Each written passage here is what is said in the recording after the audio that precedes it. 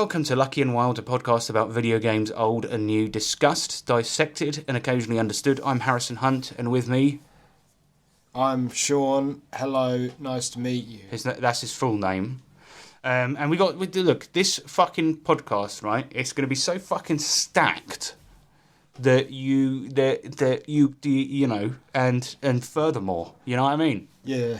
Because there's so much has happened, right? But also we've played so many games this time. If you can fucking believe that. Well, we played a lot of games. We're barely even going to talk about Fatal Fury. There's been a lot of news. I mean, President Trump. Well, save that for the news segment there, Sean. He's just a headline. He saved gaming, man. He saved it. I knew he was the saviour all of us were waiting for. Good geezer. Good. I don't even believe these are paedophile. I don't even believe all that evidence. Anyway, we got What You Saying, Show Us Your News, What's Your Game, Getting Lucky, Going Wild, and The Maelstrom. So you can expect chat-abouting video games. And obviously we're going to take your feedback, your mail, and do a couple of items in there. Does that sound good, Sean? Does it sound fun? Yeah. Do you think Donald J. Trump, and the J stands for Jesus, would approve? Yeah, he'd approve. He'd approve of this sort of gaming cauldron we've created. Why cauldron? Why is that the word you went for there? I don't know. It's sort of like... You know. Actually, that reminds me. Do you remember one of the names that we've actually agonised over the name of this podcast quite a lot, didn't we? And one of the ones we came up with was GameSpot. We were thinking that people would accidentally type in search for it when searching for GameSpot. Well, I'm glad we said Unlucky and Wild because one of our names was the Croach as well. I really liked the Croach. Sean thought it was a meaningless name, but I liked that about it. So anyway, the Patreon, man. I mean, it's gone fucking mental, hasn't it? It's gone wild. Man, we announced it's bubbling up, man. And Patreon.com/luckyandwild. If you got a thermometer from back in the day, it'd be... Cold, very cold. But one guy has subscribed at £1.50. Let's go. And that means we cannot mention him by name because he didn't go to the tier where we have to shout him out. But that £1.50 is getting us closer to our goal of managing to pay the £14.50 a month that we spend hosting this podcast. We're very grateful to this person who cannot be named, so thank you. But you know who you are, and we're just going to say, we'll see ya. And right? Patreon will go towards all sort of things when we get even higher, you'll see that, you'll reap the benefits. Sean's already thinking that at some point it's going to buy him a car and a new house and that, but really what we want to do is, what we want to do is not to lose money on this podcast, because let's be honest, it's not fucking worth it. Yeah, podcast's not very good, is it? You guys are going to reap the benefits of sending us Patreon money. You'll see that. You'll see Sean wearing a solid gold hat, for example. I'll wear a hat. And no, I can't because my neck. Innit? Sean will be walking along with a new spring in his step, knowing that he doesn't have to worry about the hosting fees. So patreon.com/luckyandwild. Anyway, should we do some feedback? Let's do some feedback. What are you saying?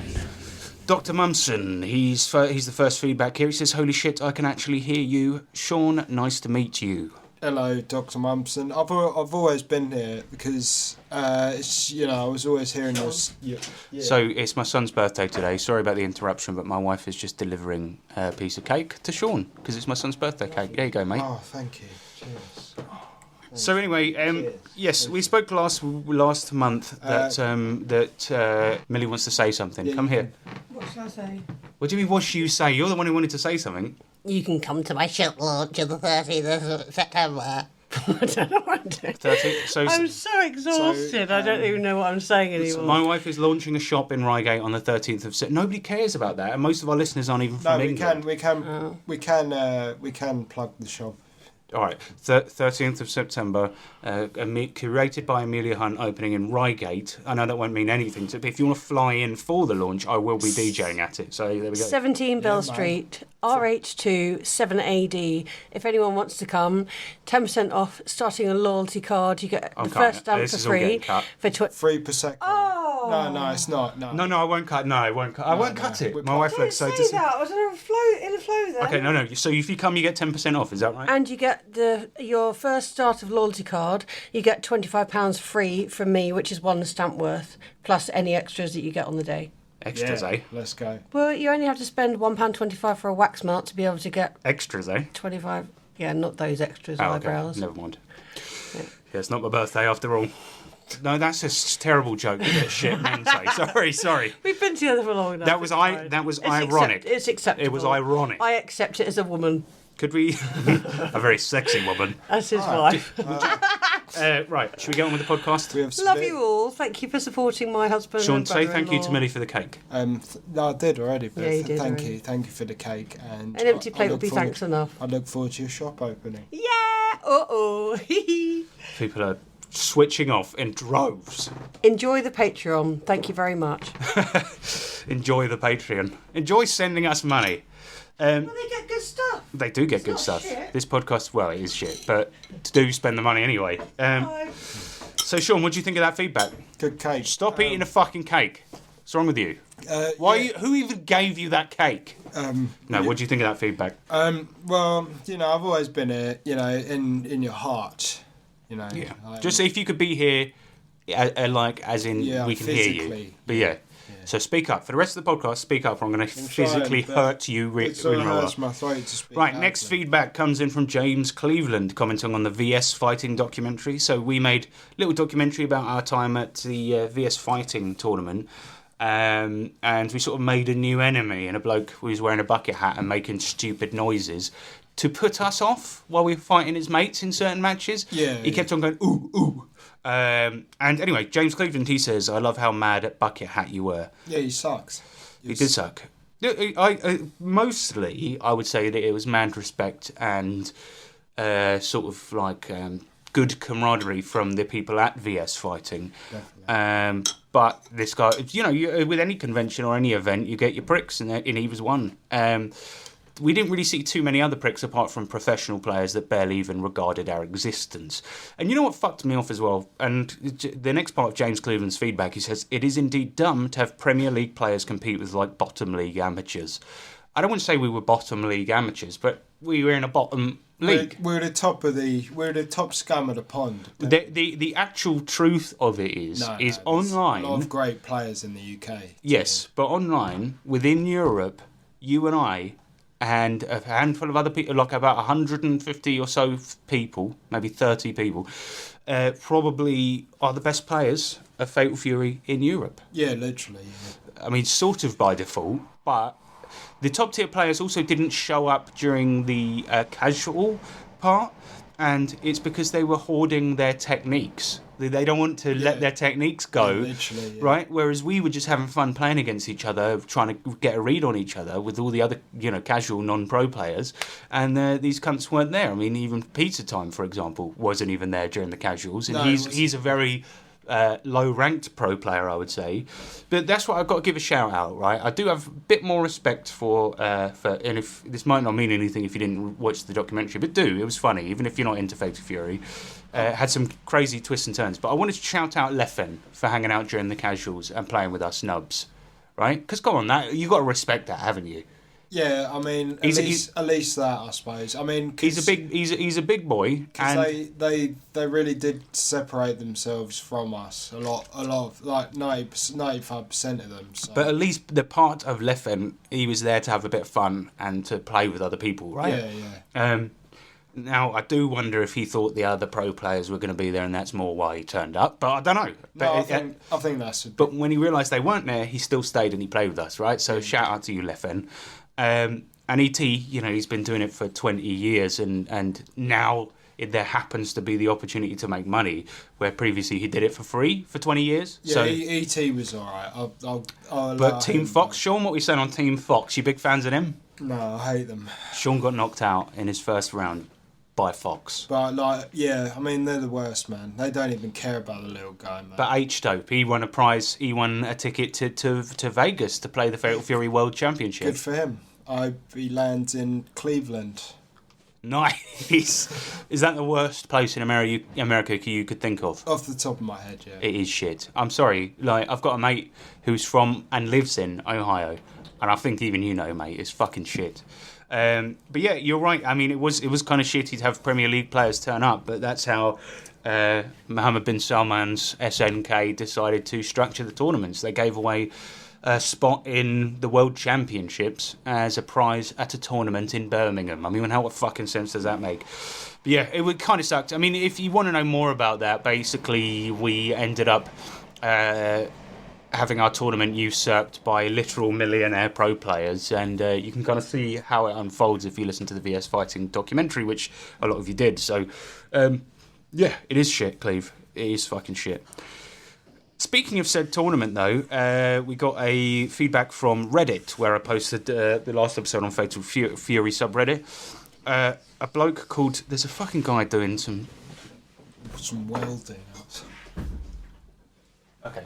There's a guy out there doing some building work. He appears to be putting his tools away now, so that's good. Anyway, we got feedback in from Dongato Stab. And he says this is talking about the tournament specifically, right? Yeah. He watched it after the fact, and he said, "Would you say that this was the fall of Kine, or the rise of Andy? While it's arguable to say Billy is still on top, both Billy and Hoku were played by E.T., whose ability precedes his character picks, in my opinion. I'm actually surprised that it took this long to see a prominent Andy in Score, so Score being the player name." Andy definitely. It was over probably a few days. He was on the rise. I think like Billy now is more of a risky choice, to be honest. So when we saw ET pick Billy, we were like, no, he's picked Billy. No. Yeah, that was rough, and also. I agree with you, Dongato Stab, to an extent that E.T.'s ability precedes his character picks. Sort of. Because he did play worse with Billy during that tournament, and the couple of times he picked him, okay, he did manage to murk H-Dope while playing Billy, but he was on the fucking ropes and immediately went back to Hokutomaru. So I genuinely... It's Hokutomaru, mate. It's like, yeah. Is the unmatched, but I just think when he picked Billy, he was playing worse. He's very, very good with him, but I think since the nerfs, I don't think Billy is as good, to be honest with you. I will say that when we talk about seeing a prominent Andy player in Score, I think that it's clear Andy and Hokutomaru have a very similar fighting style, right? Yeah. And it's clear to me that Hokutomaru is the better top-tier character. He has better mix-ups, in my opinion, and is generally gets moves out a lot faster, right?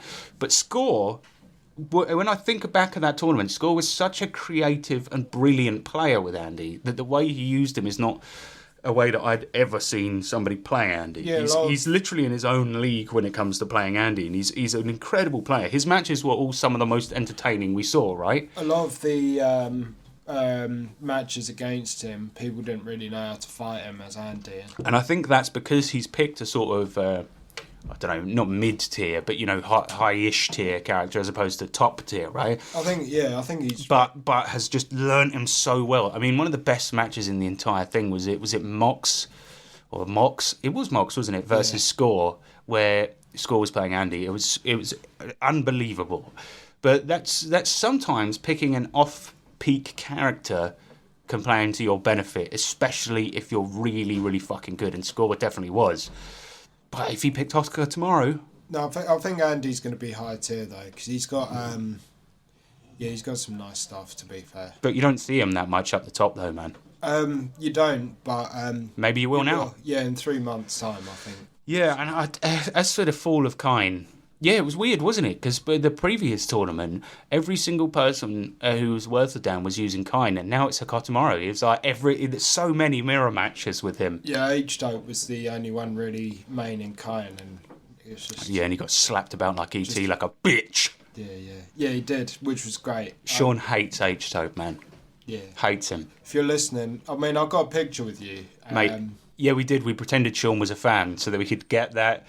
I know it sort of looks like in the image that I made for the VS Fighting documentary, it looks like I photoshopped Sean next to H-Dope, but that is him literally standing next to him. We asked him for a picture. I said, my brother's a fan. And I said, the moment I take a picture, frown at him. And Sean did. So there we go.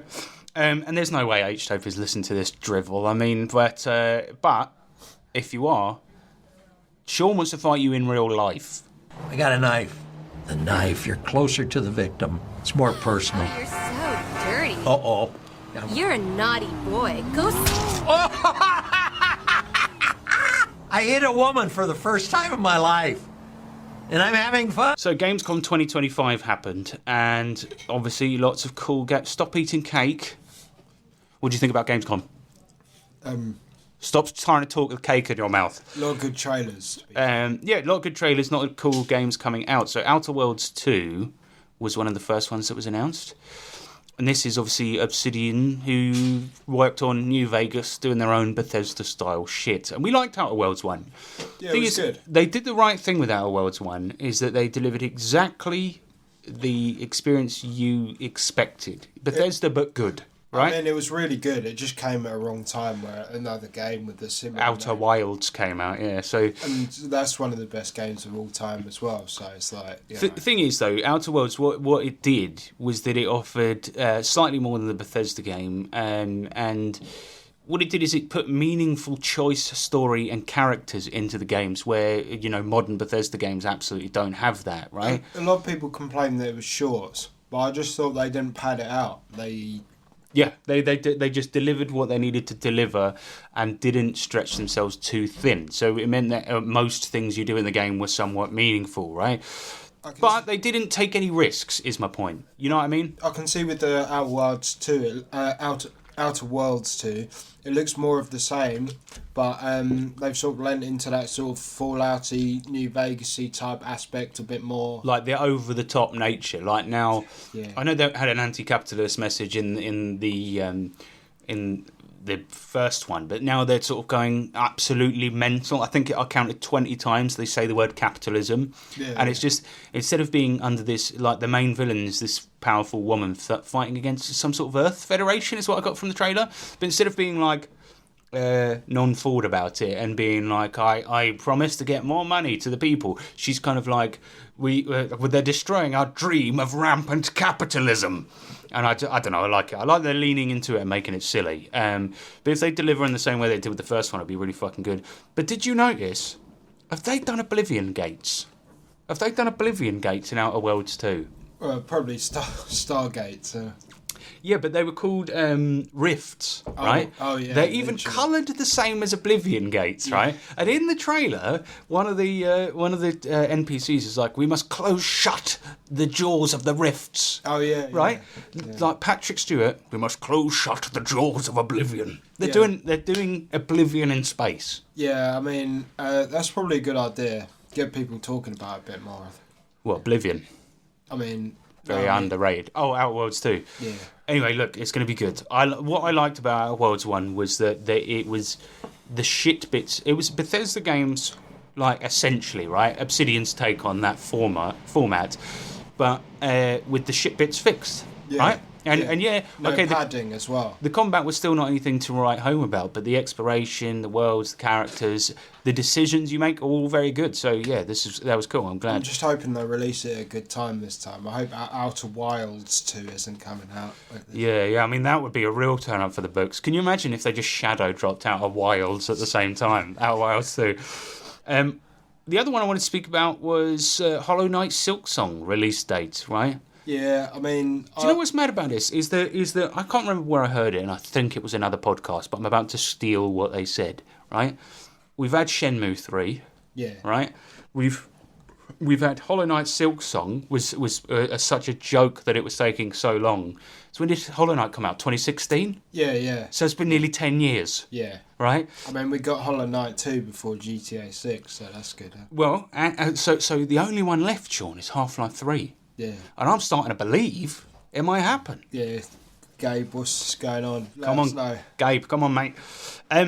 Look, I played a little bit of the first one. I rather liked it. I just thought the remarkable thing about Hollow Knight Silksong is that it's coming out. That's all I wanted to say about it. But looks great, and it's looks coming like a good Metroidvania. If you like the first one, then you'll love this one. It does, like, the animation's beautiful. Yeah, I mean the thing is that they're really long. And that's why I didn't ever finish Hollow Knight 1, but it was decent. I liked it. Next one, I'm a game that you are is very close to your heart, Sean. Bubsy 4D, Bubsy 4D's coming out, man. Sick. You know what's funny about this? Sick. You know what's funny about this is that I liked the trailer. I didn't like the trailer. The trailer was shit. It was It's a shit. bit like nostalgia bait, really. Well, it was. But the trailer acknowledges how shit the old games were. There's a bit where Bubsy comes on the screen, and then like it flashes up with the old games, and he's like, oh no, I don't want to talk about that, no, and has a flashback. But what should follow? You can't really do that, really. I think you can. But what should have followed him looking at his bad games and then looking shit, right? Of him talking, referencing that. What should have followed should have been some sick new updated gameplay. But I've got to be honest, it looked just as shit as it's ever looked. Well, to be fair, I mean, it looks better. It looks but most things do. It looks like it's better than Bubsy 3D. Also, but it doesn't look like it's better than Bubsy 1. Also, funnily enough, they released. No, not at all, actually. That was bad. And then Bubsy 2 was an improvement. But even that was shit. Also in 2023, they released a new 2D one, if you remember. I do remember that, yeah, and that was bad too. And look, the everything about this, right? Did you see, like, he was rolling around these sort of big open... They're making it a collectathon type platform, right? And he's rolling around these big open worlds, you know, like, or open zones, a bit like Mario Odyssey. But the sparseness... The desolate wastelands this man found himself in. Yeah, I don't really understand why they've made it similar to Bubsy 3D and like there's these desolate wastelands. Like, no, but Bubsy, even by comparison, Bubsy 3D looked more densely populated than this rubbish. It looked like Mario Odyssey, but like if you took every single defining feature out of the levels. It's mad. And the facial animations, my God, man. Yeah. Do you know what they could have done is done one of those ones where, you know, where it's just mouth texture that moves. But they've tried to animate the faces, I think, using some sort of automation. And it was him closing, doing a close-up on that and showing it was the worst idea ever. Yeah. Because it looks terrible. Yeah, they should have starved that out in some sort of way, really. But yeah, I mean, yeah, this looks god. By the way, it's not a game about a cat in a desolate wasteland. It's supposed to... From the trailer, I got that they were trying to cut it like it was about you playing a fun, colourful cat character in fun, colourful worlds. But it was... There was nothing. Yeah. Utterly shit. Can I make a recommendation? If you need a good 3D platformer, play Tori 3D. It's £1 on Steam and it's fucking awesome. And it's better, it looks way more vibrant, nice and densely packed than this shit. Or 10 years ago, A Hat in Time came out and that's also really good. Penny's Big Breakaway, yeah, Hat in Time. There's so many other. Bubsy 4D, what the fuck were they thinking? Releasing that trailer, it looked to me like a kid's first Unity game. I imagine that it appeals to like middle-aged people who want to be ironic, you know. Yeah. But why? Yeah, just don't. Just play good things. Don't waste your time. And then what happens is the TV at Gamescom. You see what's this? A toy advert? There's a kid playing with some He-Man figurines. Oh, okay. It's fucking He-Man and the Masters of the Universe Dragon Pearl of Destruction. Yeah. Why do you sound depressed? They looked amazing. I'm really sorry, but this is going to be another Shredder's Revenge clone, isn't it? So, I mean, it's probably a controversy. What, an arcade beat 'em up with saving levels? Well, just like... In order to avoid balancing actual combat gameplay. The way that everyone fights is always the same. So, I don't know. I don't really like that style of game and that sort of... I don't know, mate. I thought it looked good. If it ships with an arcade mode, right, and it's just a competent beat-em-up that doesn't necessarily take risks, to me, what it looked like was that they are trying to not copy, but pay tribute to Golden Axe. Because Golden Axe was already somewhat based on He-Man and Conan anyway. If they pull that off, then that'd be good. That's what it looked like to me. That's what I got from the trailer. Because if you look at when He-Man and She-Ra and all that do the magic, it looks really reminiscent of Golden Axe. And I think where, say, Final Vendetta was a tribute to Final Fight and Vendetta, imagine this as a tribute game to Golden Axe, but with a really fucking cool setting. Yeah. I don't know, it looks good. I like I liked the trailer as well. I liked the fact that they were playing with the toys and then it cut to the game. I thought that was cool. That was cool.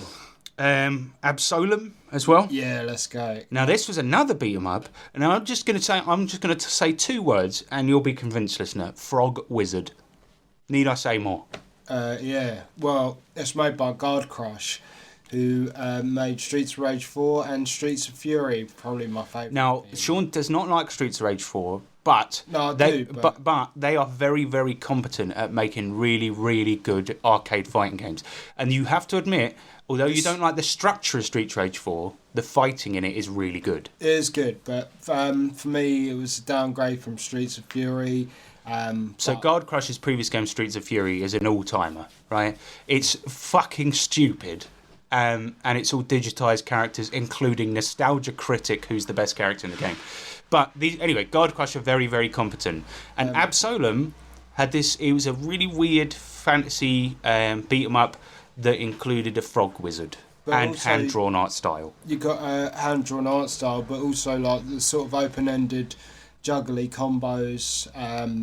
It's all hand-drawn and it looks good, man. I'm well hyped for this. Yes, it looked amazing. Do watch the trailer because I guarantee most people will be sold on it from looking at that frog wizard. I'm not. That's it.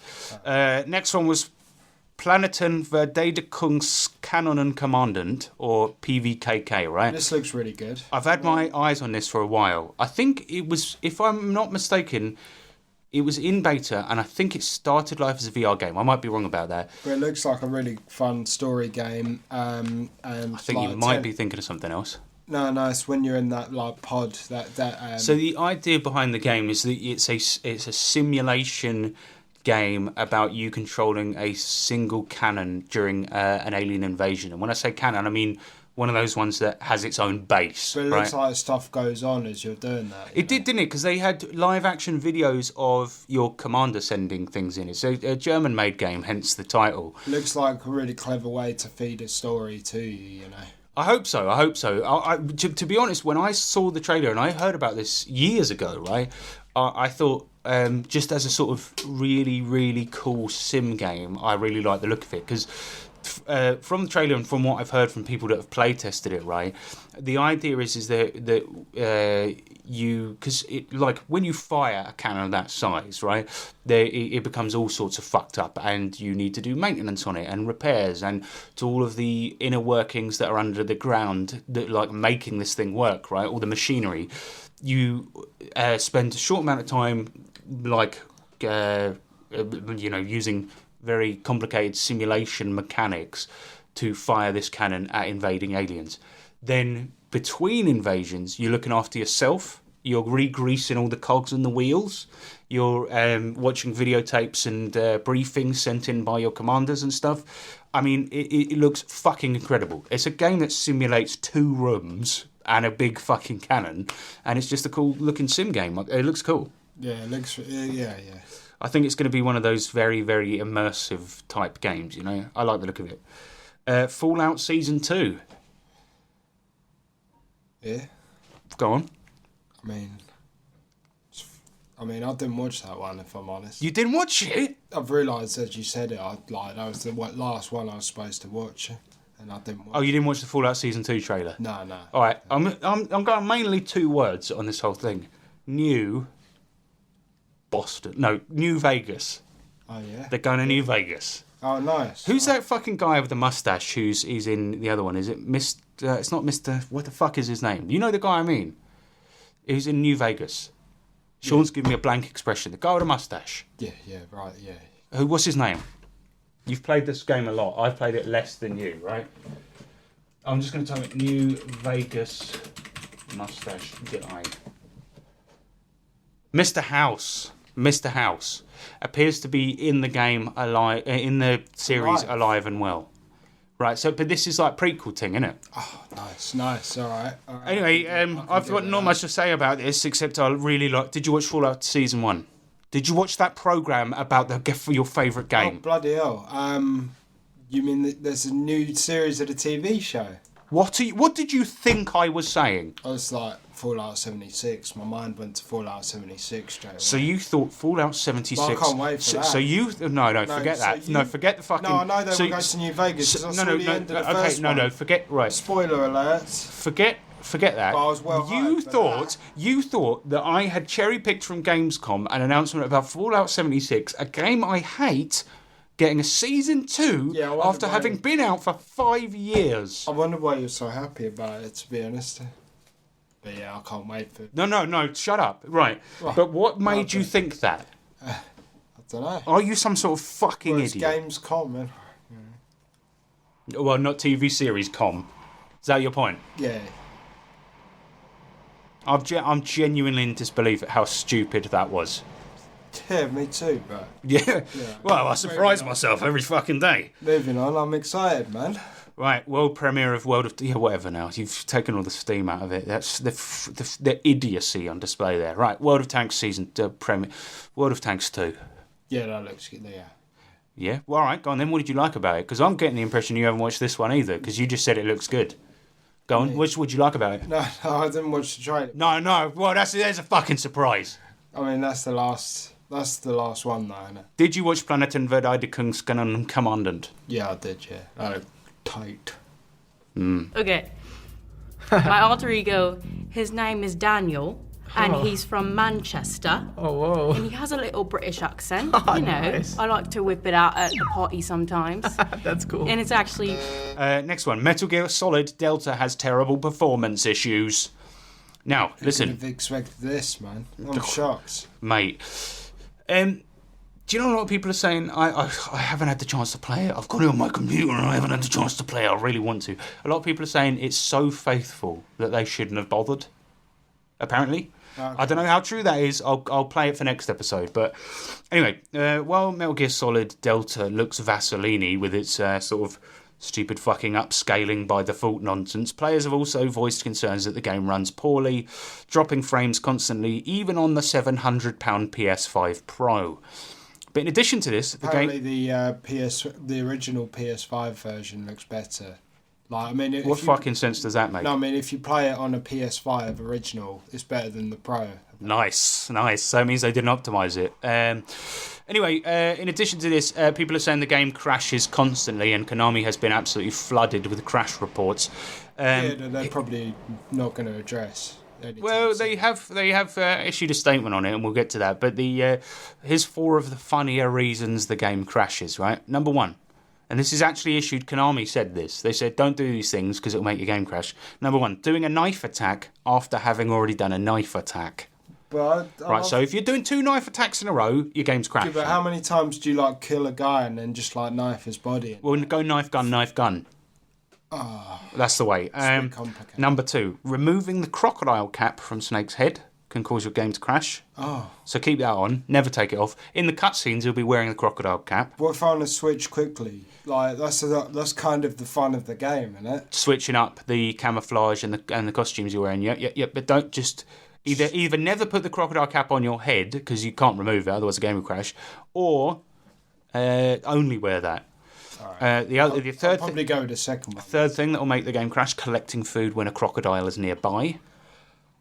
There's so many crocodiles in the game. There's a lot of crocs. Number 4, opening the radio/codec can cause the game to Open it. So if you want to save your game... That's like half the game, though, man. Half the game is the codec, but if you open it yourself, you're fucked. Your game might crash. Okay, so you have to wait for it to ring, and then it's only the ones where it has to be answered that you can answer. So you can't save it. That's a fact. Second of all, if you ever want to know any more information about the game's lore or something like this, the best way to do it currently, where it won't crash, is to play the old one, get to that bit, and then do the codec call, then switch back to Delta and carry on your game, innit? Oh, that's efficient. And also, if you roll and hold the button down to go prone at the end of a crawl, which is something you do all the time, right? Yeah, because you'll often dive into, say, some tall grass for cover, right? 100%. And if you hold the dive button down, your character Snake will go prone at the end of the roll, right? But at this point, don't do that. No, it won't make your game crash, but it will make Snake float above the grass, defeating the point of rolling into the grass. So they'll see you. Yeah. They've seen you. Thick grass. Yeah, very thick. It can support the weight of a man. Konami have acknowledged the bugs and said they're working on a patch. Right, this next piece of news is from you, Sean. You said President Trump has saved gaming. Now, I read what you wrote down in this plan that I've got in front of me here, and I've got to be honest with you, I didn't understand it. All right, so, we spoke last time about people usurping the sort of bank companies and that to sort of put a stop to Yes, collective shout telling Visa and MasterCard that that their payment platforms were being used to buy games with illegal pornography, or in some cases just perfectly legal adult content. Yeah, so Trump saved that, has he? What's he done? Yeah, he's put a stop to that. He's like put through this sort of bill where people can't go to sort of that people can't do that anymore. What Collective Shout did, Trump saying everyone has the right. It's hurting small businesses, people. Hang on a minute. So have you for real here? Trump has actually done a good thing. Yeah, man. Yeah. He's saying that you can't pressure people to. Yeah, he said this hurts like individuals, businesses, and people. People have a right to choice, and also you can't really like do that. Yeah, like whole. Well, I know we agree on that, but so he's now made it so that the America's not getting the wank license. Well, he's sort of made. Are we saying that lobbyist groups can't pressure payment companies for silly reasons like that? Yeah. And this seems to have a knock-on effect on the rest of the world, really, because. Yeah. Oh well, good for you, man. Good for. I mean, it's a shame about literally everything else he's ever done, but but good. Well done. That's good news. That's it's very positive news. I tell you what, was that what he was throwing out that White House window? Have you seen the bin bag being yeeted out the window? No, but I can imagine. He was chucking a bin bag out of a window. Okay. Maybe that was Visa and MasterCard in there. It's probably used wigs, I imagine. Nice, rinsed. He's never used a wig. He's got a very strange haircut. Steam in the UK now requires proof of age as part of the invasive wank licence law that recently came into place. So you need to prove your age on Steam now. Yeah, that sucks, man. Yeah, but hang on, let me have a look here. Because surely, when you create your account and whatnot. Well, I verified mine as being an adult account, and I really fucking wish I hadn't, because the amount of filth I see on there when I'm just trying to browse shoot-'em-up games is ridiculous. Yeah. But yeah, I mean, so what? So now, if I want to buy 18-rated games, you got to show your ID to Steam. Really. To the wank gods. Right, I'm going to have a look on my Steam here. Right, let's go to store. Because usually, within about 10 seconds, I'm going to see some filth. Let's go to specials, because they're always discounted.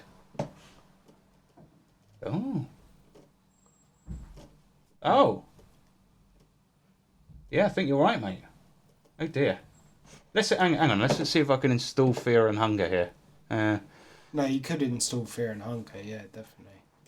Yeah, I can, but to see it on the store and buy it. Yeah. That's a shame. Yeah, if you're in the UK, use a VPN when you go on Steam until you get into the game. Also, another tip, don't know if this is legal, but set your VPN to Brazil. Games are cheaper there. Oh, nice, yeah.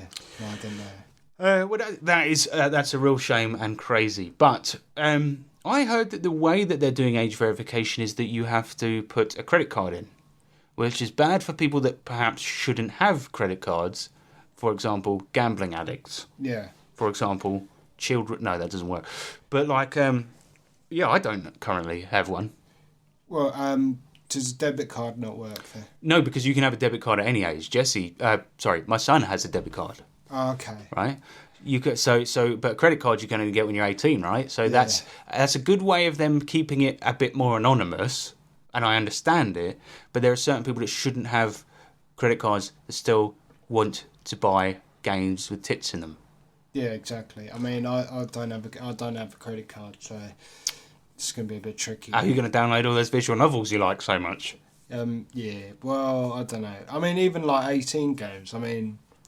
Yeah, I don't know if they're getting targeted. I think maybe it's only ones that have sexual content. Lewd games. Lewd. I fucking hate that.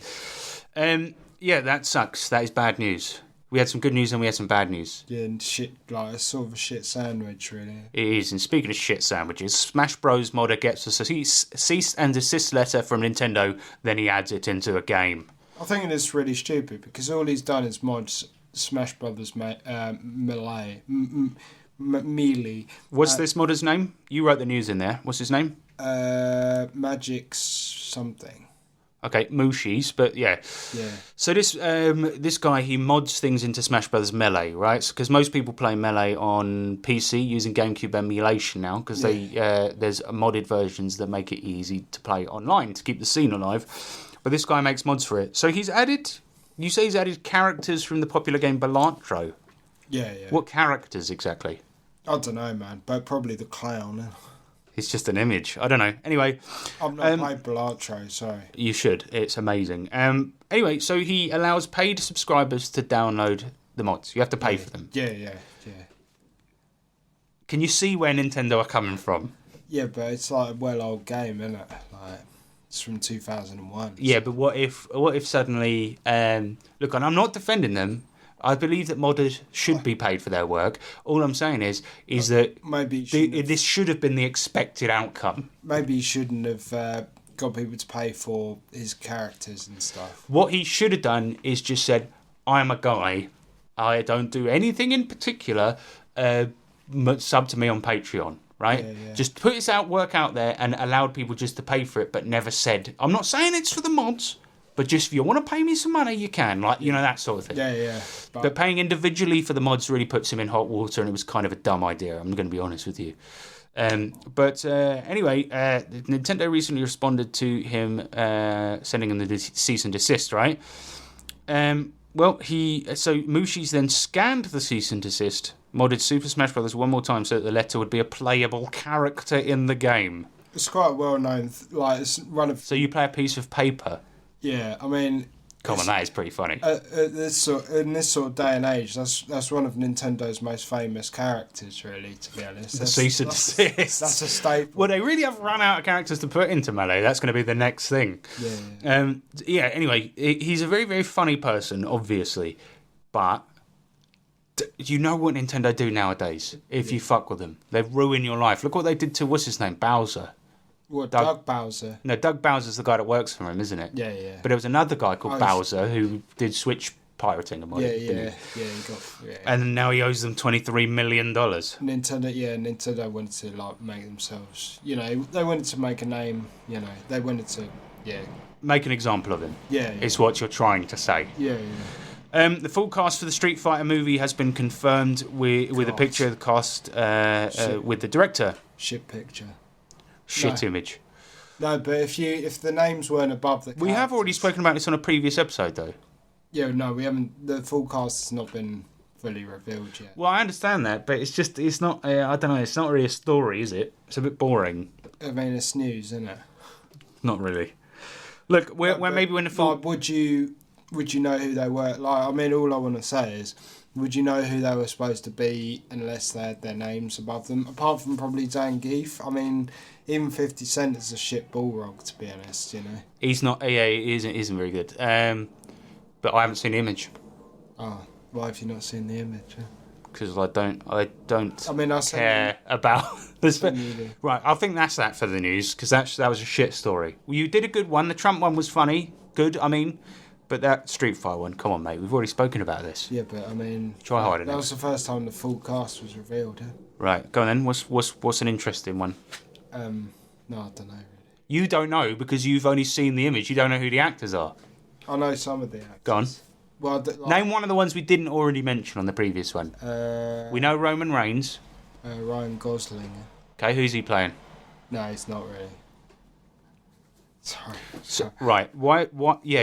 Can you say sorry a bit louder, please? Sorry. No, Pedro Pascal. Okay, who's he playing? Sean. So you understand why this isn't a news story, don't you? Because you've seen an image. You don't know who any of the people are. I was angry. So you can't when I saw the image, I was angry. So basically, this news story, what it comes down to is you don't think they look like the game characters. That's it, isn't it? No, shit, man. People don't look like characters. There we go. It was insulting. Anyway, the Mortal Kombat 2 movie looks well good. No, it doesn't. Yeah. Okay, so that's the other news story. Film looks good. Yeah, Johnny Cage, man. Carl Urban as Johnny Cage. That was a good pick, to be honest. All right, what have you been playing this week? Well, I've been playing. Why are you eating cake again? No, you finish your cake, mate. And then we'll get on to what we've been playing. All right. Cake breaker. Cake break, mate. Cake breaker. Cake break, mate. Here, mate. What's your game? What's your game? What's your game, mate? What's your game, mate? Shut up. What's your game? Shut up. What's your game? Here, mate. What's your game? What's your game? Pussy old dickhead. Right, I've listened. We just went out for a break. and I listened back to the podcast, and I noticed that Sean has gone into mouse mode again. Now, the trouble is, I can hear him. I'm sorry, right? it's like... You were so fucking quiet. Now, I suggested, this is how much of a not team player Sean is, right? I suggested that we just put some headphones in his ears, put some music on, and turn it up unbelievably loud, forcing him. And so you've got to speak so that you can hear what you're saying over the loud music. No, I'll just sort of grease up my throat a bit, maybe. Don't say grease up your throat. Never say those words. I don't know the terminology these days, to be honest, but... See how you're speaking now, that's a bit better. Slightly louder than that would be good. Alright, yeah, He's actually reaching for a drink here. Sean, it shouldn't hurt your voice to speak at a normal volume. I mean, I have to talk... Look at that, there you go. I have to talk like this all day at work, so... This is work. I've got my... Somebody's paying us £1.50. I've got my... You piece... I've got sort of I have to go back through the whole fucking first 15 minutes of the podcast and turn your voice up manually because... Look, I just want, I just want to be the, sort of authentic, me, so I just... I'd rather you be the audible you, right? All right. Speak. Speak how you speak at work, please, for the fucking love of Christ. But, then I also have to have my sort of. Never mind. Look, it's coming. It's coming. The listeners don't need to hear this, but I just want them to know if they've listened to the first bit of the podcast there and they're fucking annoyed. I want them to know that so am I. All right. Wait, yeah, but you're gonna edit it. I am gonna fucking edit it, and it's gonna be grueling, right? And parts of it, I'm not gonna get all of it. But you speak like a... You might. I have confidence in you. Yeah. Oh, thanks, mate. Yeah, well, that makes it better. Twat. Yeah. Right, we've been playing Peak.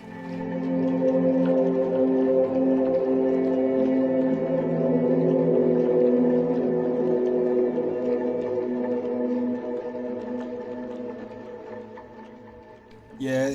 It's a good game. I mean... I think Sean's hating it a bit. So for those that don't know, we got to describe the game, remember, Sean? We can't just say it's a good game. No, it's a good game. We can't just say Pac-Man World is a platformer. It's like, like one of those sort of games you'd find, like PC games you'd find on Steam. People know what they're called now. They've got a genre title, this type of game. It's called Friend Slop. However, I will say, I believe that Peak goes above the usual type of Friend Slop. I think also for £6 and you get like loads of unlocks and stuff. You can make your character look really good.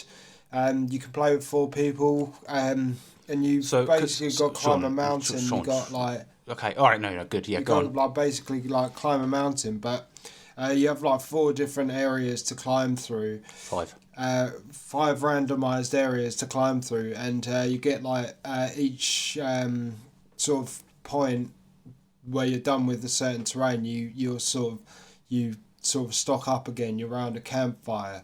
I mean, your characters sort of are supposed to be flying somewhere for some sort of convention or something, and they crash on an island. Yeah, and this is the funny thing is the loading screen. Have you noticed how it never finishes?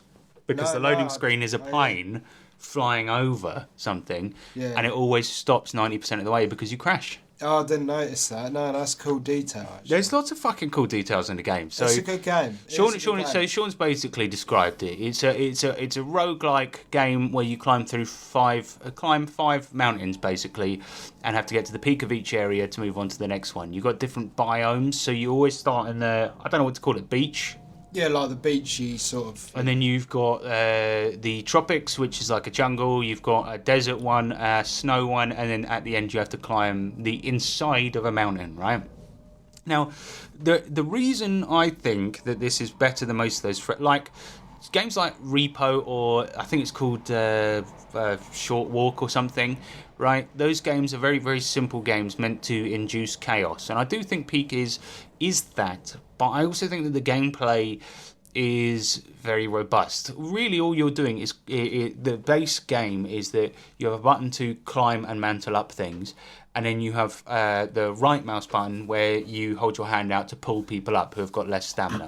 And then also, if you make a bit of extra effort, you can get luggage that's been left by other dead climbers, basically. And all of that luggage is randomised each time you play. And the map changes every 24 hours. Yeah.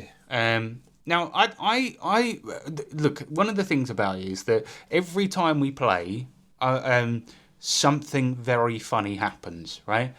But I do believe it's a game that goes beyond just the comedy of the game, right? Yeah, I think the actual gameplay, because your stamina can be affected by a bunch of things, like how much weight you've got, if you're feeling sleepy, if you've been poisoned, if you're too hot, if you're too cold. And it's about managing all of those and managing the resources that you find as a team.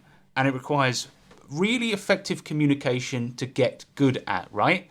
That's the thing, it's working as a team and communicating. We've always done better when we do that. And we've been playing with Katie and Rob from the Discord and Ace and Dags, who are also on the Discord. If you haven't joined that, by the way, the link is in the description. We play Peak almost every night at this point. And the fucking Discord has become like a Peak lobby. But we do talk about other shit in there. Anyway, yes, something funny always happens. But it usually happens when somebody's concentration drops and they're not playing their best. We've had some... We got really close to completing it last time you played, didn't we? Yeah, we did. I mean, no, it wasn't the last time. It was the time before. Yeah. The last time, I've got to be honest with you, Ace from the Discord, step up your game a little bit, bruv. Your girlfriend was really carrying us through that run. There was a lot of lollygagging in that. But Look, you are right, and I could tell Sean was getting annoyed because people were standing around chatting. But when we talk about lollygagging, Sean, who was the last one? Even Katie was annoyed at that, though, man. I know, mate, because me and her were at the top of the fucking peak trying to finish the fucking game. Anyway, but Sean, if we're talking about lollygagging, who was the last one? Whenever we got up to a difficult climbing bit and we were all helping each other up, who was the last one? Oh, I struggled a bit, to be honest, man. You did. But one of the things is that the things that makes it great is it requires effective communication, right? Now, I know somebody, well, it's actually a mate of Katie's, right? This geezer called Henrik. He's been playing it, and they just use Discord to communicate. You can't do it like that. Use the in-game communication because it's got proximity chat. And to be honest, I don't know. It's a bit of a disadvantage. Maybe we should start using Discord. The disadvantage of only being able to hear people when they're close to you is the point, though. It's part of the game, isn't it? And it creates the atmosphere because they have audio effects that happen to your voice. Say, for example, when you're in a cave, if you're far away, you can just hear distant echoes of people. And I noticed as well, even though the proximity chat is not how far your voice travels is just, is just stock standard in the game. But if you notice when people are far away, that people start to shout to communicate. Yeah. Even though technically you could whisper and they could hear you. People are like, hello? Hello? And like, especially when people fall off things as well. I feel like they emote more in this game. I mean, one of the funny things that happened recently, so Sean is very prone to weird outbursts. When you're surprised in a game, you make strange noises. Casey and I were bossing it, right? Ace was, he's a good player and he's got us towards the end, right? Yeah, it's been really fun playing with you, Ace, to be honest. It really has. But on one run, the lollygagging one, right, where people weren't concentrating properly in this fun game, there was a point where you two were far behind, and Katie and I could just about hear your voices. And Ace was going, right, come up here. Have you got enough stamina to make it up here? And then I just heard Sean go, oh no! And then his voice suddenly get much farther away. And I just heard Ace go, you all right? And then it was Sean very distantly, yeah, I'm all right, yeah. To be honest, I also missed playing the open beta for Sonic Racing Cross Worlds. Oh, because I remember Sean turned up in a bit of a bad mood because he wanted to play Sonic Racing. To be honest with you, I want to play Sonic Racing too, as much as it pains me to say, but we've been so close to finishing Peak. We have been, yeah. And to be honest, I think after 20 hours of playing that game, I'm at the point where I want to wrap on it. I've loved it, but it's a hard fucking game. And sometimes when you lose a run in Peak, especially if you're like we've got to the end and it's been not finished it, but we got to the last bit and lost the run, and it's been quite devastating. But if you're midway through and you've struggled and struggled and struggled for a good 20 minutes only for it to fail, that is the most crushing. Yeah. When sometimes you get slow crushing defeats in that game. The right drops aren't coming up. You haven't got the amount of resources you need. Somebody's injured and we're having to help them up, and this, that, and the other. And it's not you. It's like everyone. It happens to everyone, right? And I think sometimes those particular sessions can be soul crushing, and the last one we played was one of those, wasn't it? It was shit. Everything went badly. Yeah, it was. It was a bit of a disaster. Yeah, it was a bit of a. I can't really. Yeah, it was just awful. I mean, it was 2 hours. You know. We played for 2 hours, and I think we barely got. Did we finish the second zone? We did, didn't we? Yeah, at the end. Yeah. And then we got to the desert, and a fucking cyclone hit me. I got killed because I got like cactuses in the game. If you nudge up against them, you get a cactus stuck in you, right? And that will affect your stamina unless somebody else, or if you can see it, takes it out of your body, right? But but the cactuses don't do that. Cacti, sorry, don't do that much damage. Oh, it's cactuses now. Sorry. Oh, is it? Yeah. Okay, well the cactuses don't do that much damage, but I got hit into a cyclone, and just by sheer dumb bad luck, I got yeeted into a cactus about 50 times in a row. My character was just going do do do do do. And ended up killing me. Got killed by cacti, and the point where we were like, we were doing all right, weren't we? And then it was from that point the resources just started to run out because everyone got fucking injured and everyone got damaged by the heat. Got swept up by that tornado at that point. But then we had one run, the previous one to that, where it was me, you, Katie, and Rob. There was no chatting about our lives. We just focused on the fucking game, and we got towards the end. And that was a run I felt satisfied with, because I was like, at the end of it, I was like, right, I know if we play like that, we can climb this fucking mountain. But I don't know. I just think it's a game where a lot of funny stuff happens, especially because of the voice chat, especially because of a lot of times you'll see a small climb in that game. You go, I can make that. And then when you don't, and you see a friend fall past you, and it's got the voice chat, and you just hear them go, ah. I know, it's funny shit. Yeah, it's a great game. Really, really great game. I think it's a bit better than the usual friend slop. I do think so. I don't know, man. 'Cause chain together, fling to the finish. I like. Do those count? I think chained together, yes, that does count as friend slop, because but I think the mechanics in Peak and the items and the little references and it's a tight game. The stuff you need to learn, the way you learn the game and the exploration of it reminds me of playing something like the learning phase of playing something like Terraria, right? Whereas, say, I don't know, Chained Together, you get out to play it immediately. It's just a lot of very silly challenges in a row. A good game, but I believe that Peak is like mechanically a bit more dense and interesting. You know what I mean? Yeah, definitely. But that's it for Peak. Unless there's anything you want to say on it? I know you're hating it. No, I like it. It's just that a lot recently, you wanted to play Sonic Racing.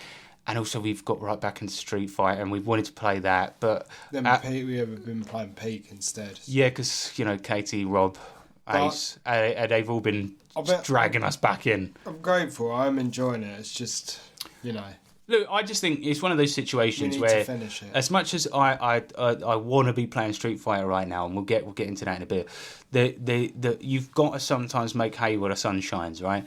How long has it been since a solid group of people that we've known have all been hyper focused on the same game at the same fucking time, right? Yeah, it's good. This opportunity is not gonna. It doesn't always happen because people are off playing their own shit. I'm trying to sort of like suggest some games that we all played, but it won't happen, will it? Really, to be honest. I don't know. Maybe I don't know. Like, because we tried to tell Katie get Street Fighter 6 because she likes fighting games, like some, right? She likes DOA and I think it's just DOA. But anyway, she likes Dead or Alive. So I was like, "Come play Street Fighter. You'll love it." And she's like, "I don't know. I want to play Peak." So I don't know if it will happen, but there we go. If you want to come and play with us, do join the Discord because we're always fucking about playing that game, and it would be good to have some new faces playing it. But there we go. That's Peak. Next up, shall we talk about Heart of Gaming?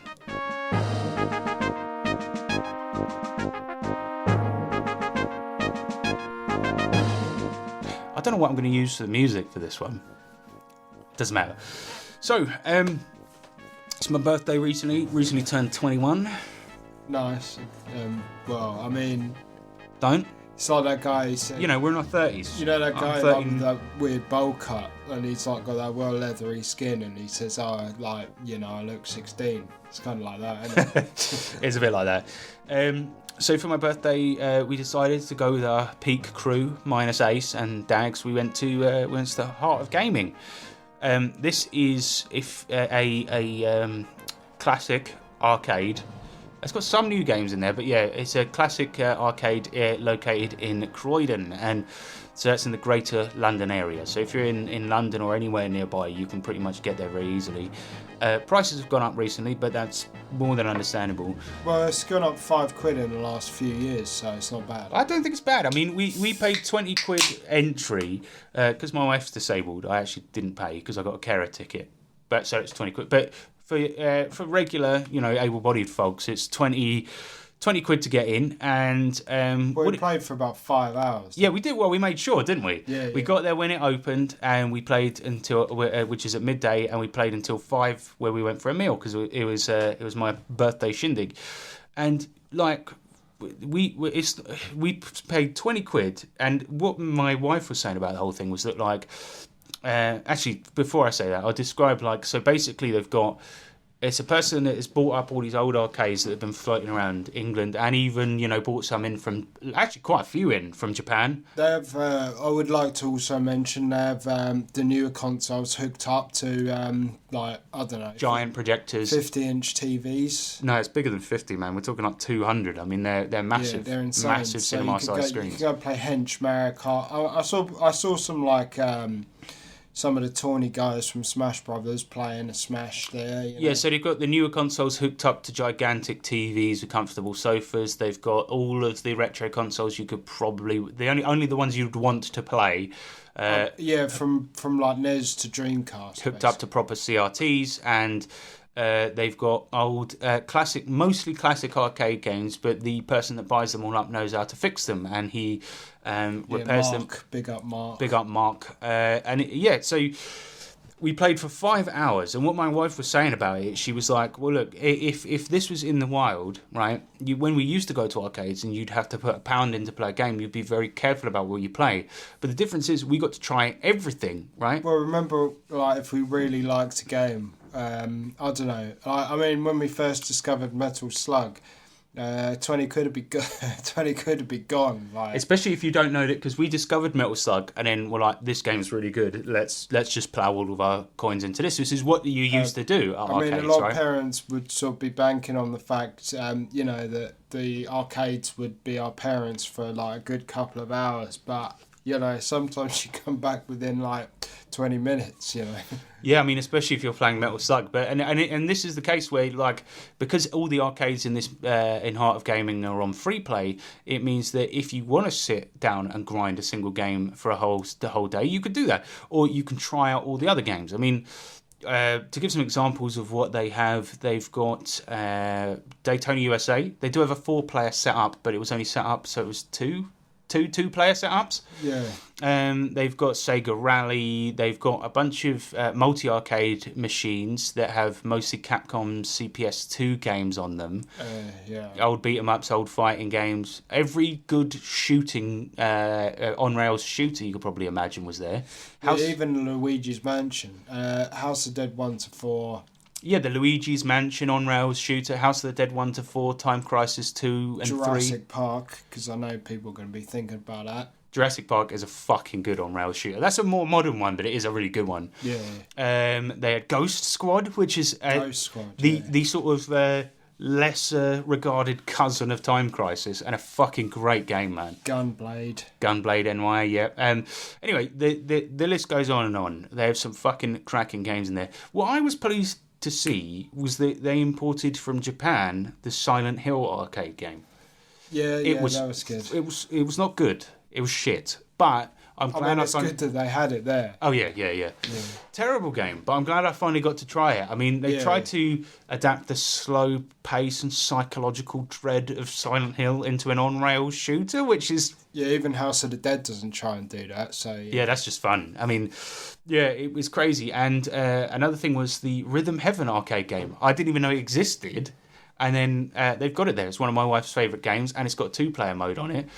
The trouble is, so Millie, my wife, she's a very accomplished Rhythm Heaven player, But some of the games, not many, some of them require you to listen to audio cues. Like there's this one where you're a bunch of soldiers marching and you need to listen to his commands and then press them on the beat, right? So he might say, face left, face right, march, stop marching, right? But of course it's all in Japanese and the place is really, really loud. So it sort of stopped our play session there because we were like, we basically sat down at that machine with the intent of completing it, right?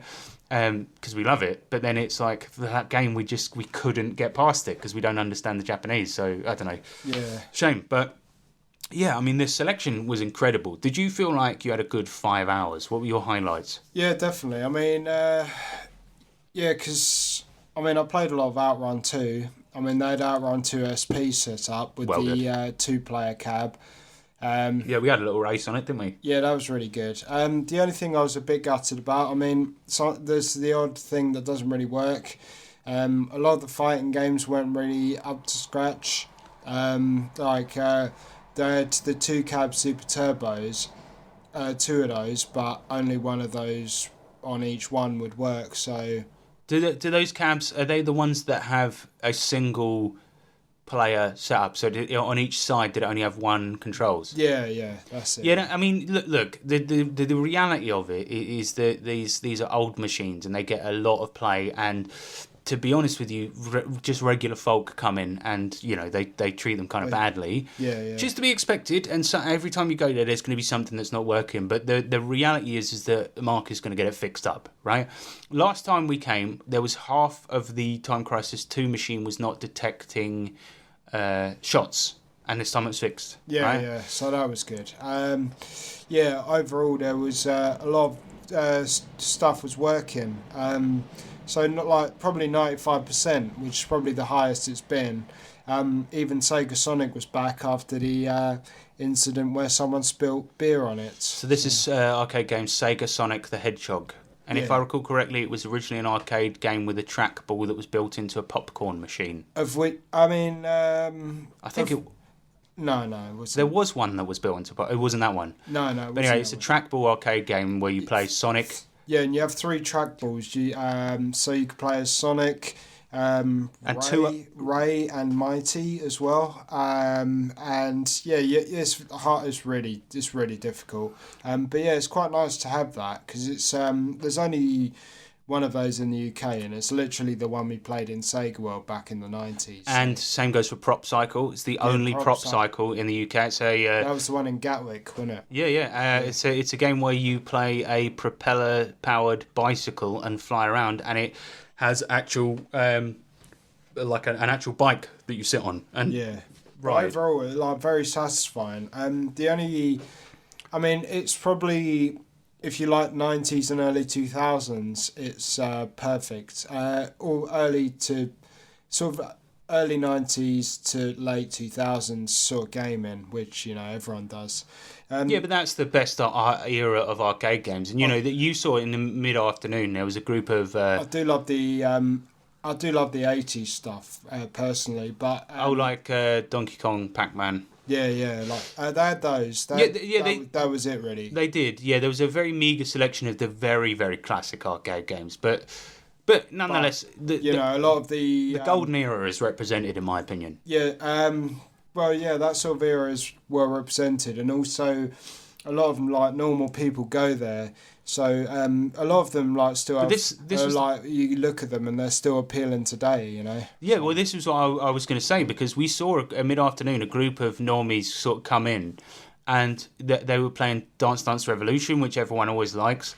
I saw them playing Daytona, Sega Rally, a lot of the shooting games. Like, I defy anyone to enjoy those. I mean, it's like my wife doesn't play that many video games, but that afternoon we played through House of the Dead 1 through 4, Ghost Squad, Time Crisis 2. We played Daytona USA. We played Rhythm Heaven.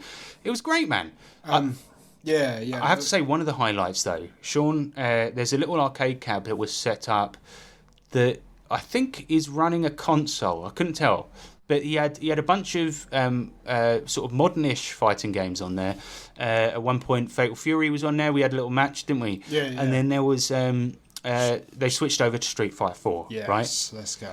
I mean, They that had was... all the costumes as well. It was so nice playing Street Fighter 4 again. It was really, really nice. I sucked at it, but it was nice. Such a good game. Anyway, I went off and I was playing something with my wife. I came back and I saw Sean was fighting our mate Rob, right? Yeah, I was scared. Some other guy was on there. I fought him a few matches. He kept... he was getting more and more angry until he started like flailing on his limbs about every time I'd win a round, like he really needed the toilet and that, and he ran away, like just suddenly when one game ended, he just got up and then he like walked off very sharply, and then he sort of looked about left and right, like sort of like Mr. Bean. I don't know why, but then like he went off into the sort of the depths of the arcade, and then our friend Rob came over. Move slightly away from your mic. You're doing good though. The speaking up is good. Rob came over, right, and you were playing together. So after Millie and I finished our game, I came over to where you were playing him, and immediately I see what character was he playing? He picked Chun-Li first. No, it doesn't. Anyway, it doesn't matter. But I walked over and I saw on the screen. I saw that Sean. Wait, shut up. This is the important part. So I saw that Sean. No, you can't. So I saw. No, wait. No, you cannot. Because this is the Sean. Stop it. Right. So this is Sean. Forced to eat cement in his early youth, he now bears the weight of this curse for all eternity. The taste of stone still burns. I want to tell the story though. No, but this is the important part of the story. I walked over and I saw that one player was playing Dan. Dan is the joke character that is intentionally very, very bad. So I said, I immediately. Why are you doing this, Sean? Because I won against him. You've been so podcasting for years. No, but it's important. I beat him. I was Bison, my main character in Street Fighter 4, which I played for like 8 years. I won against him. So then I played as Dan to level out the playing field. Yeah, that's what I was going to say, yeah. Yeah. So, anyway, back to what I was saying. So I went back as I saw Sean's playing Dan, right? And I immediately knew, and this is a really cool way of telling the story. This is cool. And I said, all right, I just said, Sean, I assume you're Dan, yeah? Because Dan's a joke character that is meant to be bad, right? And then Rob beat Sean, right? But I don't think you told him you were playing Dan to level out the playing field. No, I didn't. No. But Rob beat Sean, and he was so. Sorry, no, go on. Well, yeah, it was funny. No, it's funny because Rob won. He was really happy. Then Katie told him. Yeah. Yeah. All right, cool. Well, that's killed that bit. Right, but we've been playing Street Fighter 6. It's street fighting time. Round one, fight! If it's me or my dad, you get a scar on your chest like Saka. Street fighting, that's what I'm bad at. My team's working perfect. I come through in the beat up on dark. You want to talk about Street Fighter 6? Yeah. No, but. We've reached. No, but. It's annoying, isn't it? Yeah, but that's really annoying. You got there. I know, but the story, the fact that I came over and I immediately knew because I saw that you were Dan. Yeah, but like the part where that was a cool wave, and you were like, yeah, I beat the fuck out of him. Then I played Dan. Katie told him. Just the story ruined. That was one of the. Yeah, that was you were like that. Yeah, but you should let. Yeah, I let you tell the story, and look what you did. Terrible story. Yeah, but then you were coming in with your like sort of like words. Yeah, the fact that I came in and saw you playing Dan and immediately knew that is funny. You telling the bit about how you stomped a noob. You just wanted to show off. That's what it fucking is. No, it wasn't. It was. And then immediately I'm trying to tell the story because later on in the evening when we were at the meal, that's when Rob revealed it, and he was so happy for hours. But you just told the punchline to the story midway through. I mean, fucking hell. Yes. And then there was a fucking debacle with you pretending you watched a World of Tanks trailer. No, I did though. Yeah, I know. It turns out you have. Right, go on then. Right, podcast is all you. What? And I was trying to tell the story, and you're like, no. Yeah, Sean, that was the worst thing we've ever recorded. I doubt that, man. It fucking is. Don't know, man. I've recorded some terrible videos in my time. But let's not talk about our YouTube channel in case somebody's archived it somewhere. But fuck that was fucking hell, that was shit, Sean. Like, but yeah, let's get. Right, let's come on. Right, let's move on. Right, come on. Right, yeah. Yeah, Street Fighter 6 new season has come out. Sagat. He's quite good. I tell you what, Fatal Fury, to be honest, is the better game. But we said... I don't know, I've enjoyed it a lot more. Go on, do you want to interrupt me the whole fucking time we did this fucking podcast? No, I was just adding to what you were saying. Like, I've enjoyed it a lot more than I thought. Like, I wasn't like, oh man, I miss City of the Wolves, you know what I mean? Like, yeah, maybe you were like that. I miss Fatal Fury. But I do miss it a lot, yeah. But, you know, yes. I mean, but I've enjoyed playing it with you when we're not playing peak, you know. Yeah, which never happens. Anyway, look, I tell you what, I do miss Fatal Fury. It's the better game, right? Just to finish what I was saying before you. I don't know, though, man. Don't start again! Sean, you are fucking pissing me off this episode. Right, I know he's smiling, listeners, but I'm honestly, mate, I want to fucking slap you right now. I'm trying to get back into the fucking flow of the show and not keep thinking about when you just ruined that fucking Street Fighter 4 story, right? Which I was going to make probably really funny and cool and handsome. It sounds like it, yeah. Right? Right. If you stop fucking smiling, mate, because I will fucking punch you, I promise. I'm not even threatening you, mate. I'm fucking promising. Because you are winding me up. I was trying to get into the flow of the next bit and try to forget about that previous bit, but you are fucking annoying me, man.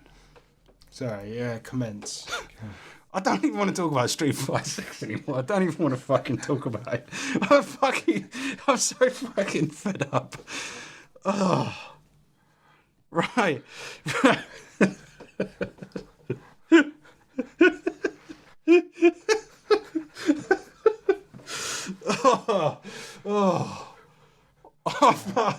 Sean's fucking giggling to himself. He's fucking hell, man. Your face just feels so good just to fucking whack it. If you are on my page and you don't like me, and you don't even like yourself, cause you don't even have a picture of yourself, probably cause you're ugly as fuck. Yeah, they got a Guna costumes in there as well. Yeah, I did notice that. It's a summertime Guna. Look, all I was going to say, before you interrupted me, now with all this build-up, it's not going to seem worth it. Fatal Fury, there was a few players. Street Fighter 6, there's tens of thousands of players on at any time. I've got to be honest.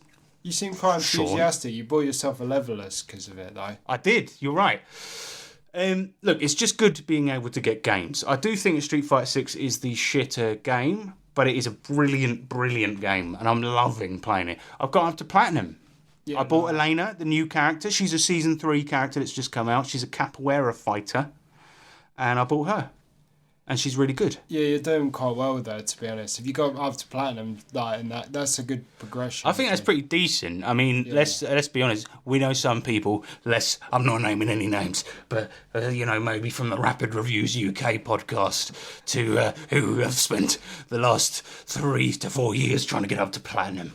And now he's talking about going on to play Evo. I don't know why I'm doing this voice.